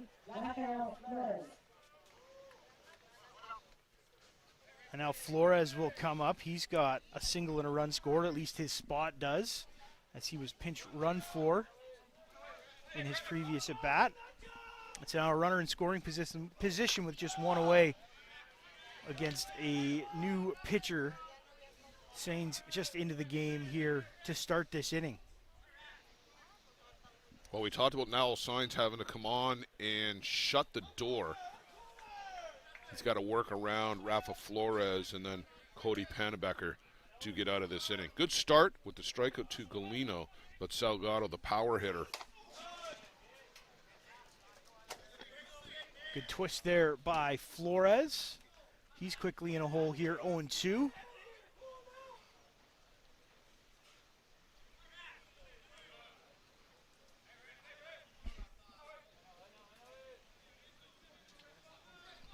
And again, waiting in the wings, the Hill United Chiefs, and I'm sure they are just, fellas, go 12 if you have to out there in the heat. Use all your pitchers. Flores, another one fouled straight back as just missing that rise ball.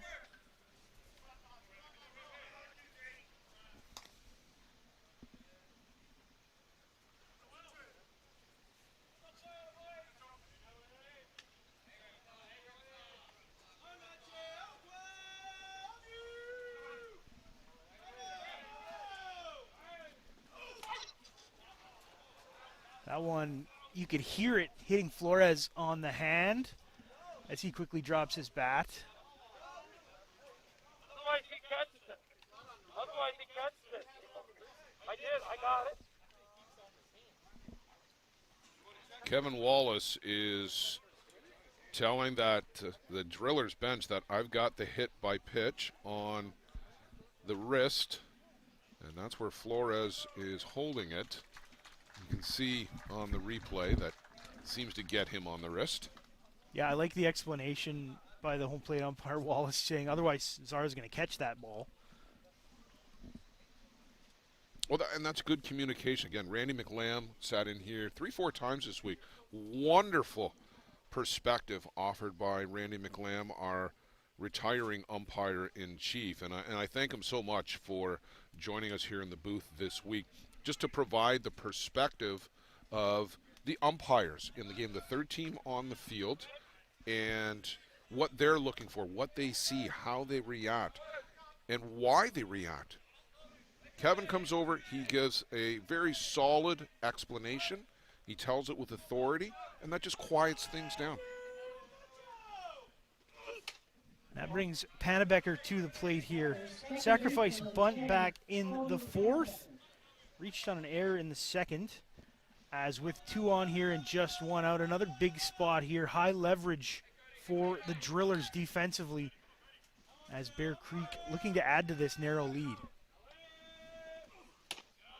There's that good changeup again. Gets Pannebecker out on the front foot.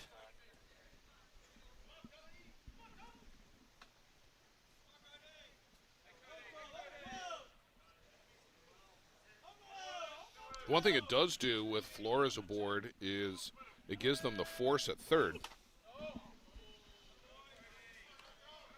And with one out, could be easier to double him off, although Pannebecker runs pretty well from the batter's box.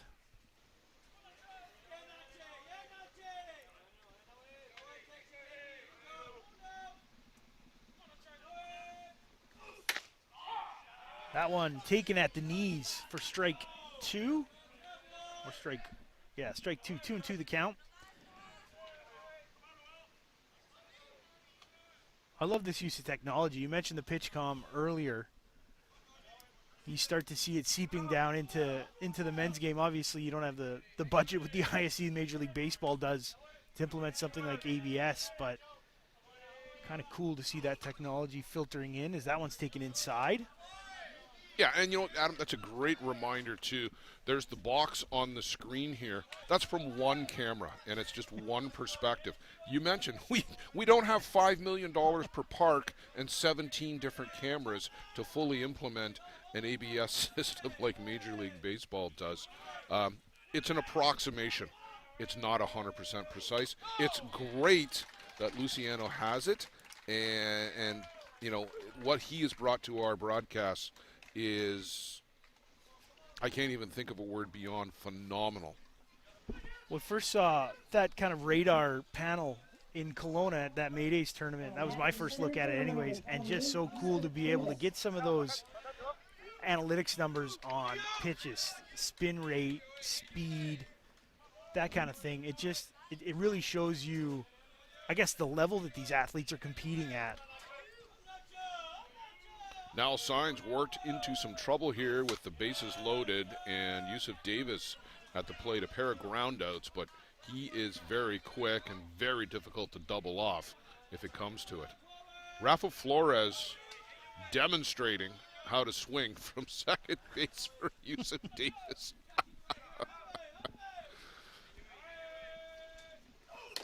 That one chopped, foul. As Zara popping out of his squat takes that one just in foul territory.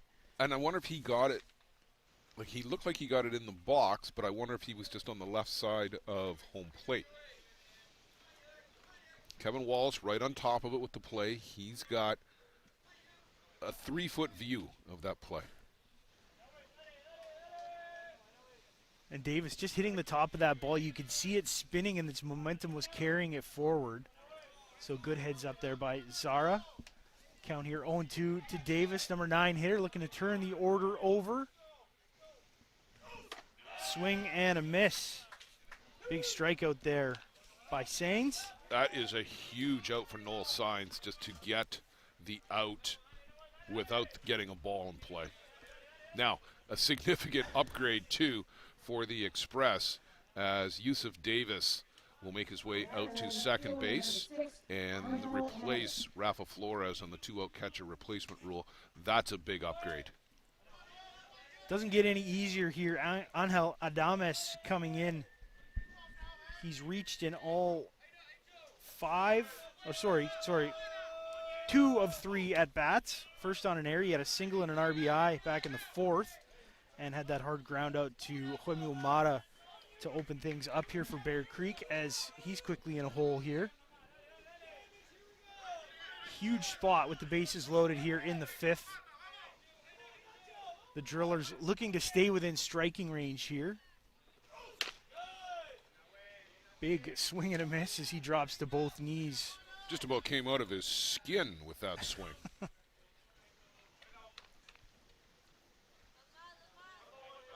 1-1 the count here.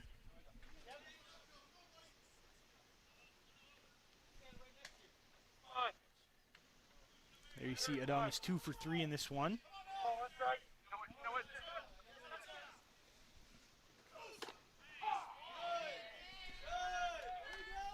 Second look, that's called for a strike.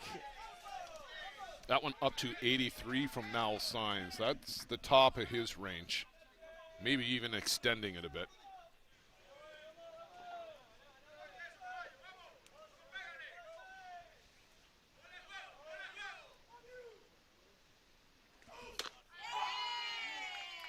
And there it is, strike three. Looking, Adamas doesn't agree, but that's not a conversation you're going to come out on the top side of as he goes down, looking to end that threat. So a nice job, as you said, by Nowell Signs to come in and shut the door despite a little bit of traffic on the base paths.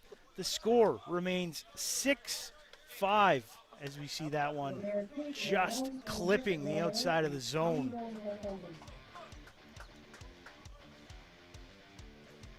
How confident are you in your organization's security posture? If your answer isn't 100%, you're not alone. Most organizations aren't doing enough to protect their data, and they know it. With Armitage technology, you can stop worrying about IT security issues so you can focus on moving your business forward. Our experienced staff monitor and maintain your IT infrastructure to keep your business running. Visit us at armitagetech.com and make your technology work for your business.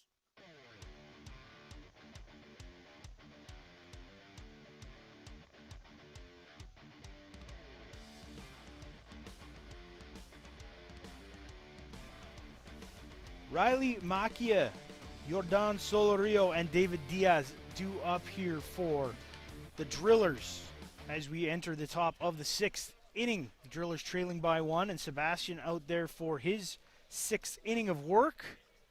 He's got his choice of 4 balls that he's being offered by Kevin Wallace right now. You just see it from our long shot.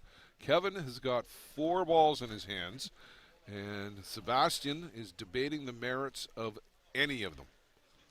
Take your pick and go. He's got 3 in his glove right now. Trying to pick the one that looks like it's got some strikes in it. Wallace is going to walk over to the Express bench, and I think what he's going to say is, listen, this one's probably a little bit too shiny. I would like you just to scuff this one up a little bit. He did the same for the Drillers. So usually the team that's on defense gets the option to do that. Just like Major League Baseball, all these balls, when they come out of the wrapper, they're a little shiny, they're a little slippery. Each team gets a ball pre-game. They get the chance to scuff it up a little bit. And then there are other used balls, and Rafa Flores rolls this one all the way down to second, probably just to scuff it up a little bit further. There's a great video circulating on social media, too. Rafa Flores, and he'll do this pre-game. He takes the 3 warm-up tosses, and then he'll stretch out, and he will throw the ball from behind home plate between his legs all the way down to second base for the throwdown. And usually for a strike, too. It's usually a good throw. It would get you and me stealing for sure. Hey, I'm pretty fast. Are you? No. Okay. Not at all. I can't even say I ever was. Big spot here as Riley Macchia looking to get things going here for the Drillers. They're down to their final 6 outs. Yeah, they had a 5-2 lead at one point in this game, now trailing by 1. And this spot in the order here, 6, 7, and 8 for the Drillers. No offense to speak of today. As you kind of alluded to earlier, Macchia, probably a guy that they would really need to get going here. He's usually one of the top contributors. You know, I've seen him in the international side a little more for New Zealand, but a guy that can handle the bat well.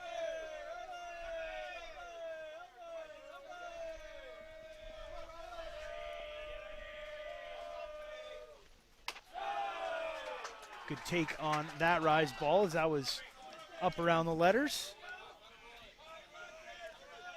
Quickly 3-0 as Sebastian hits the century mark for pitches in this one.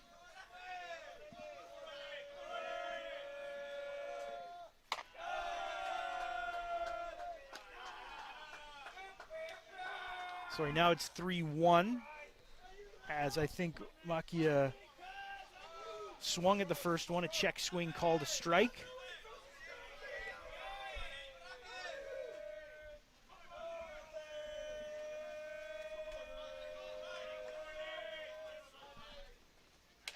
And ball 4.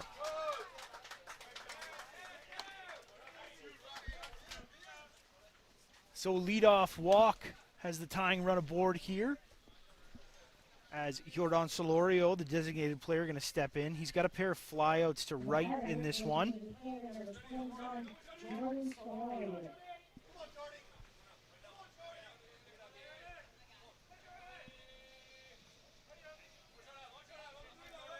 Got to think, playing for one here, you're the visitors, you've got to tie it and then work to get ahead.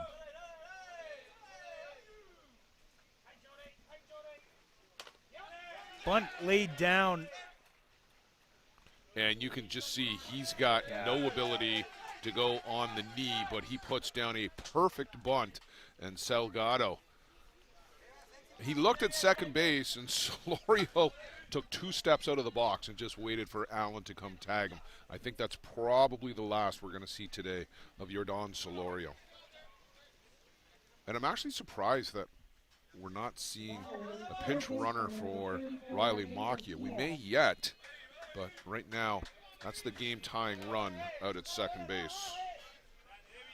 That'll bring up David Diaz, 0 for 2, a ground out and a strikeout to his name so far as he looks to get things going. Third baseman for the Drillers in the 8th spot fouls that one back for strike 1. Couple nights ago, rang one off the fence against Marco Diaz, and boy, would the Drillers love a repeat of that one. Zach Shaw waiting on deck. Just one away in the inning.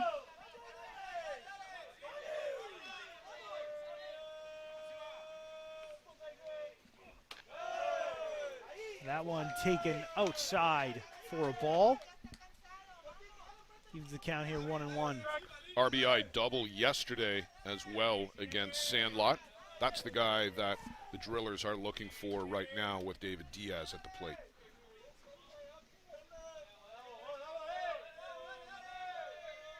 I thought Sebastian was peering at the ball. He's got that pitch comm device on his wrist as well.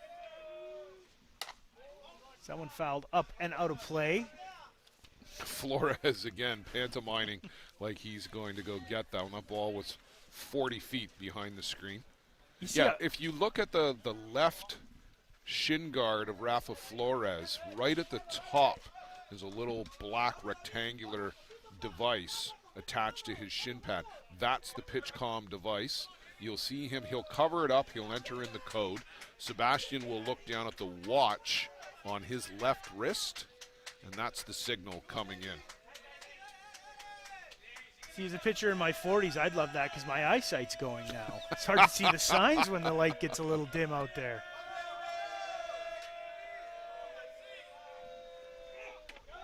Inside. Taken for a ball. 3-1 now the count to the third baseman, Diaz.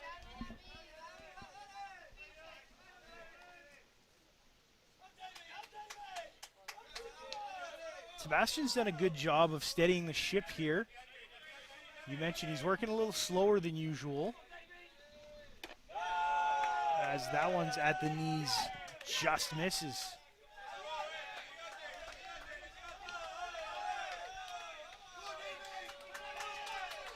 And maybe the rise ball not feeling great as we see Potts starting to get warm there. Maybe going to come in a safe situation here. Sebastian can get through this inning.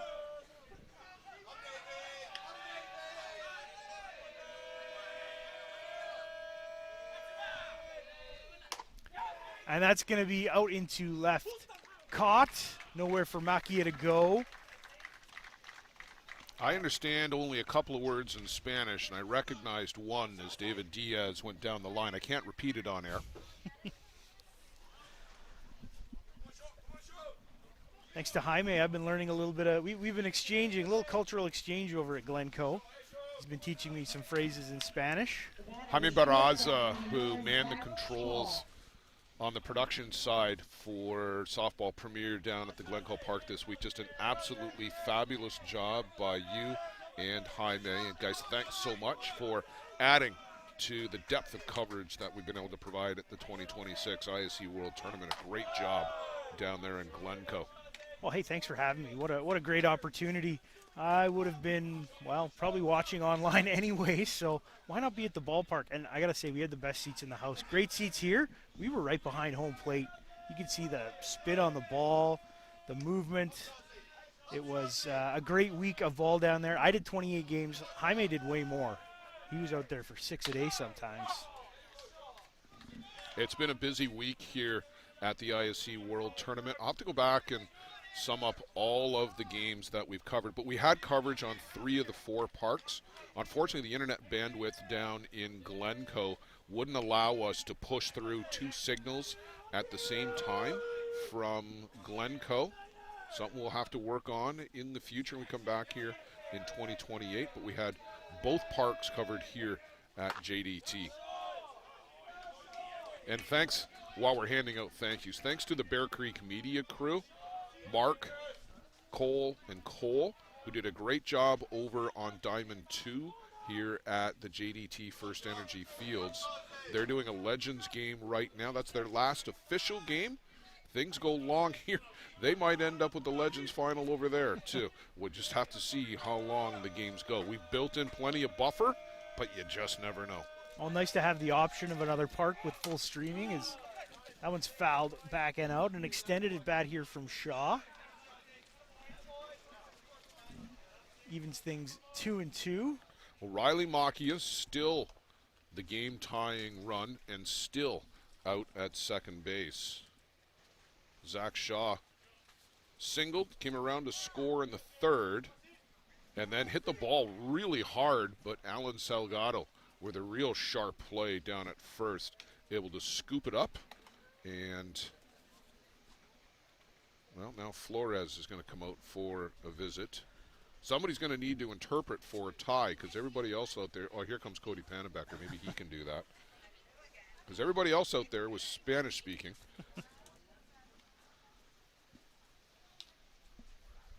Universal language of baseball, though, fastball.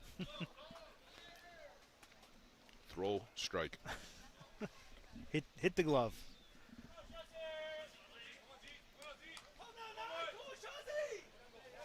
2-2, 2 outs. Kataro Yasumi waiting on deck. He's hit the ball well in 2 at-bats, took a walk, reached all 3 times he faced. As that one's going to be fouled back. Shaw just staying alive. Adam, you talk about some of the legends that you got to see this week. Thomas Macchia, Riley's dad, is actually playing on the diamond in front of us on Bear Creek 2 here. He just hit a 2-run home run in the 1st inning and a solo shot in the 3rd. And his Maccabi team from Canada, they're up in the 3rd inning trying to make their way to the Legends Championship. Just missing high on the 2-2 pitch. That's going to run the count full 3-2. It was fun watching those guys, and you could just see, like, Pat Shannon, Jared Martin, Macchia, Brad Rona. Their approach is, I was talking to Colin McKenzie, and he was saying, those guys, they're not swinging hard as some of those guys who aren't throwing as hard. They ramp up their swings depending on the speed of pitching, but making solid contact, just professional at bats. Shannon hit a home run yesterday that was out in I'd say about a half a second, as that one's fouled. Backing out of play again. This one lands in the bleachers. We talked yesterday and earlier this week, Zach Shaw, amongst a number of guys who are professional coaches in the women's collegiate ranks. Mike Lewis from the Kegel Black Knights. Wimomata, they're actually coaches at the same school, Virginia Tech. Shaw, and again, I don't follow this stuff that close, but he's at a D1 school. Robbie Schweier out at UCLA, and legendary coach Mike White down at the University of Texas, the reigning champions. I know Nick Need had an opportunity to go and do that. Nick is somewhere. Yes, he is. And got to give some love to my BC boys. Yeah, Nick is got a full ride somewhere while acting as a softball coach or assistant coach. Brad Kilpatrick from JB, he's up at the University of Washington. There have been a number of guys over the years.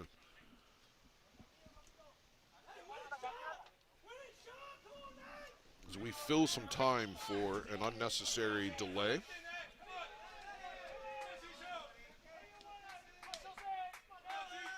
Big pitch coming here, 2 gone. Tying run at second base, 3-2 count. Sebastian's going to take his sign. Off-speed pitch going to be skied out in the center fielder. Davis has a bead, settles under and makes the catch.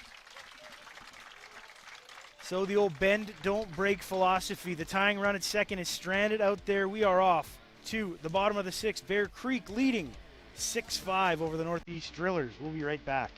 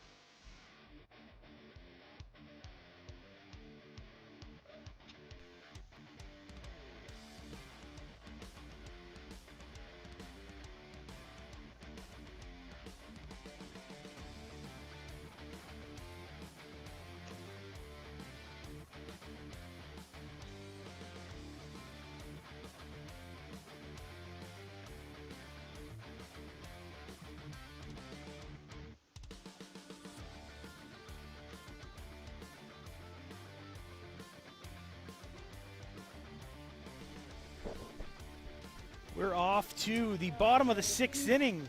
Not much game left in this one as the Bear Creek Express maintain the narrowest of leads here on the Northeast Drillers.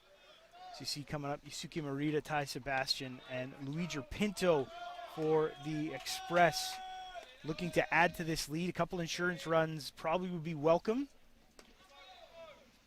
And Adam, this is why we built in the extra time.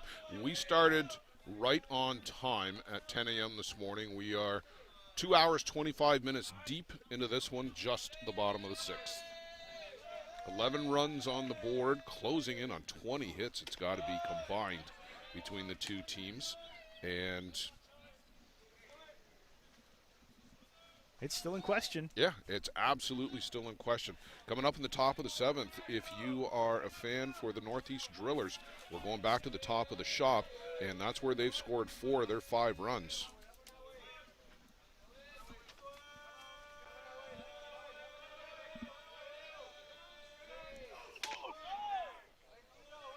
Looks like a drop ball taken low there, going to even the count. Signs starting Morita here with a first pitch change up.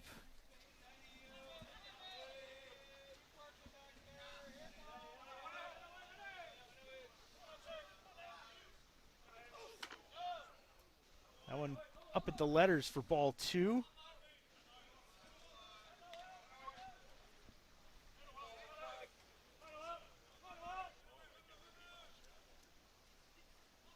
Not quite jam-packed, but a pretty full house here behind home plate. Couple seats available in the wings, but certainly filling up in the middle. Again, we're just 12:30 into the afternoon here Eastern time. Few seats have started to be occupied out in the outfield bleachers as well. We'll get there over the course of the day, and by the time the championship game rolls around here at Chippewa-on-the-Thames, scheduled for 6 p.m., I'm expecting a packed house. Morita just getting a piece of that one to foul it back to the screen. Staying alive here. Count still 2-2. 77 on that rise ball. First look by Merida at Nowell signs today. 2 for 3 off of Huemo Mata. Mata gave up 10 hits.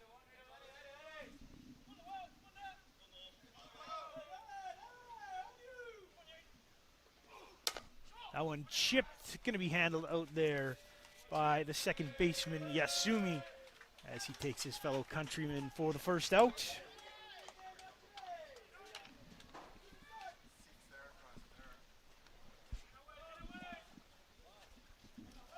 And now Sebastian, third time in this one, reached on an error and then had that 2-run double, the go-ahead double back in the fourth. He's the difference right now for the Bear Creek Express. That 2 RBI double by Ty Sebastian. Go win your own game. Ty Sebastian, right now, he's doing it.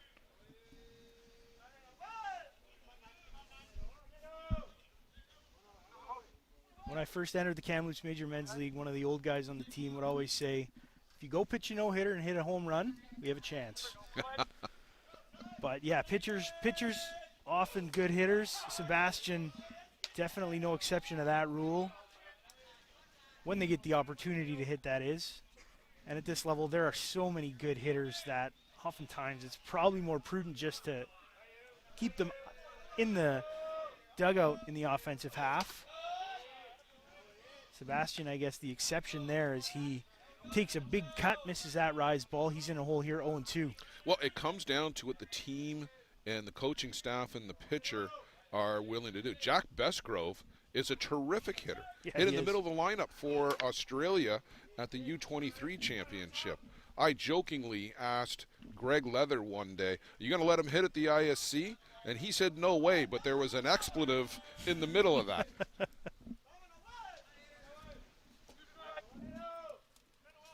But Jack more than would hold his own in the batter's box as well. There's great video of him hitting down in New Zealand for the Mount Albert Ramblers. Sebastian's just getting a piece of that one to stay alive. Nick Need, Adam, is with the Louisiana State Ragin' Cajuns out of Nova Scotia. Real good young ball player from Nova Scotia. Apparently he's going to join Nick Need down there. They're student managers.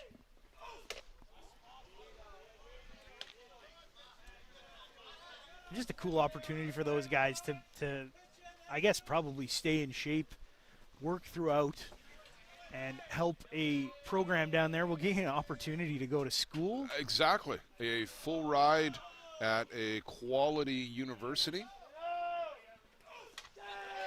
Sebastian goes down swinging for the second out. That'll bring us to our final out here is Luiger Pinto coming up. He's got himself a single and a run scored. Reached on an error in the third.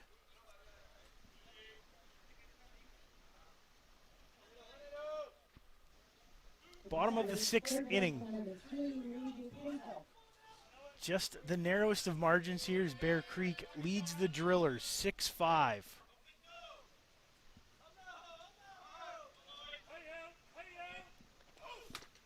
That one taken low, ball one. Should Pinto reach? David Galino due up.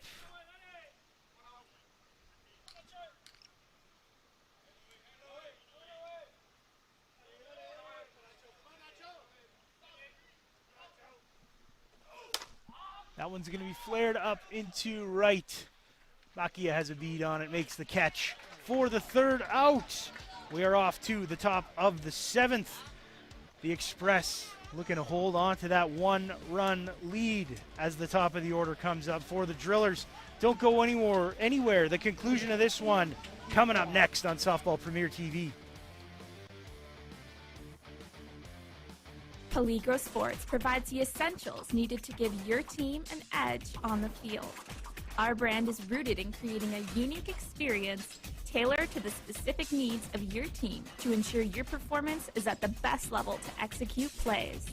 At Peligro Sports, we rally behind our athletes and understand their fight to take their game to a dangerous level. Visit our store at 2200 Amsterdam Avenue in New York City or see us online at peligrosportsnyc.com. Thanks to Jose and Peligro Sports for their support of the broadcast program.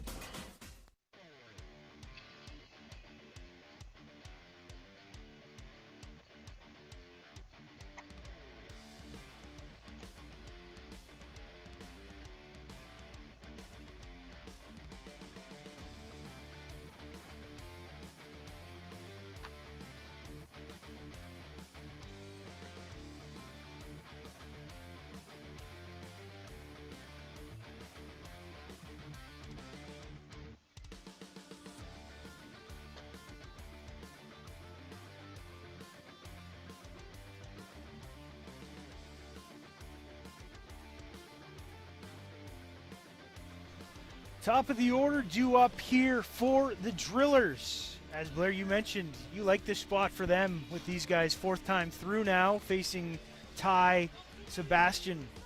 Well, now Science did his job. He closed the door. Now it's up to the offense. Kotaro Yasumi, a couple of base hits and a walk. He's been aboard 3 times. Teo Migliavaca has been seeing the ball well. Blaine Milheim walked and bases loaded, but he needs to get on track. Zares hit the ball hard a couple of times. They're where they want to be. Just need to execute.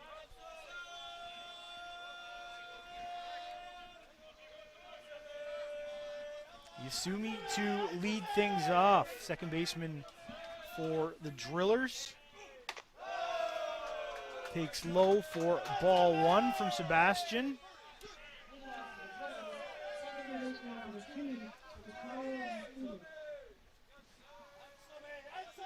Yasumi's last at bat was a walk. He was stranded at second base back in the 4th.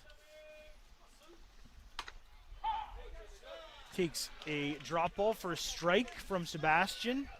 Evens the count 1-1.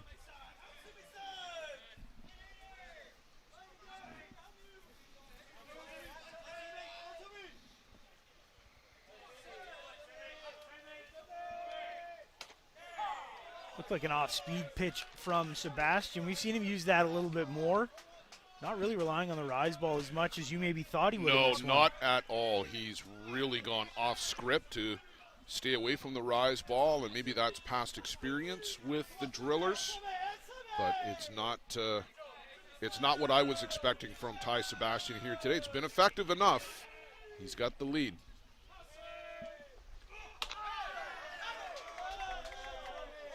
That one just missing. Runs the count even at 2-2. And I asked one of the umpires over at Glencoe about the run-ahead rule, as we had a couple of games that were a little lopsided, and he reminded me of the most important one, 1 after 7. 1 after 7, indeed.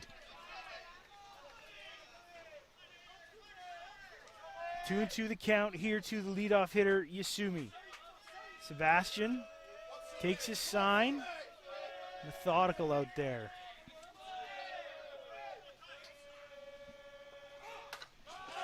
Fouled back to the screen. We'll do it again.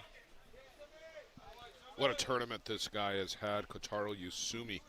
The late addition, and he has looked not a beat out of place for the Drillers. You'd never know that he had parachuted in here with only 3 tournaments left in the season, at least in North America. He'll go back to Japan and pick up in the fall with the Japan Men's League.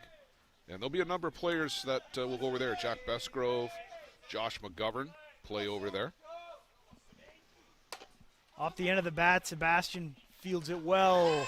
Good stretch by Salgado. Gets Yasumi, the speedy base runner. Had to go up in the air, did Alan Salgado, but he got the foot back down on the base. Let's watch the replay here at first. The throw took him up and down on the bag just before Yasumi got there. Great call. That'll bring up Teo Migliavaca in the 2 spot. Reached on a fielder's choice in the 1st, scored. Reached on a walk in the 2nd and scored. Popped up to the 3rd baseman back in the fourth, his fourth trip now. Migliavacca can hit the ball out of the park. We just saw him do it yesterday. Took one out to straightaway center field. The Drillers would take one out of the park to any field right now. Ty Sebastian looking to have something to say in that equation. That one's going to be hit high. Davis retreating and back to the fence, but out. So a long one, but still a fly out. And now the Drillers down to their final out as Blaine Milheim comes to the plate. Well, he gave it a ride, 252 feet on flight tracker, just onto the track. Yusuf Davis there to make the grab.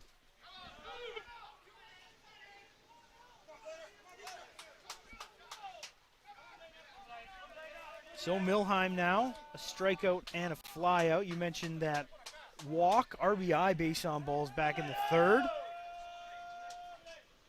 Biggest at-bat of the game here as the Drillers look to continue this ball game. That one, outside corner from Sebastian. Getting ahead of the number 3 hitter here in the Drillers lineup.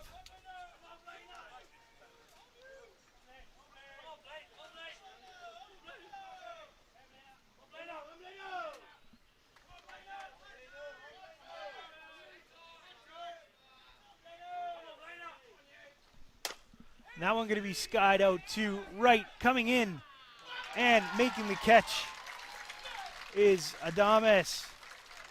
And that's going to do it, the ball game. Nice work by Ty Sebastian as he looked a little bit unsteady to start, but managed to lock it in and get the win. So the Drillers are done. Bear Creek moving on.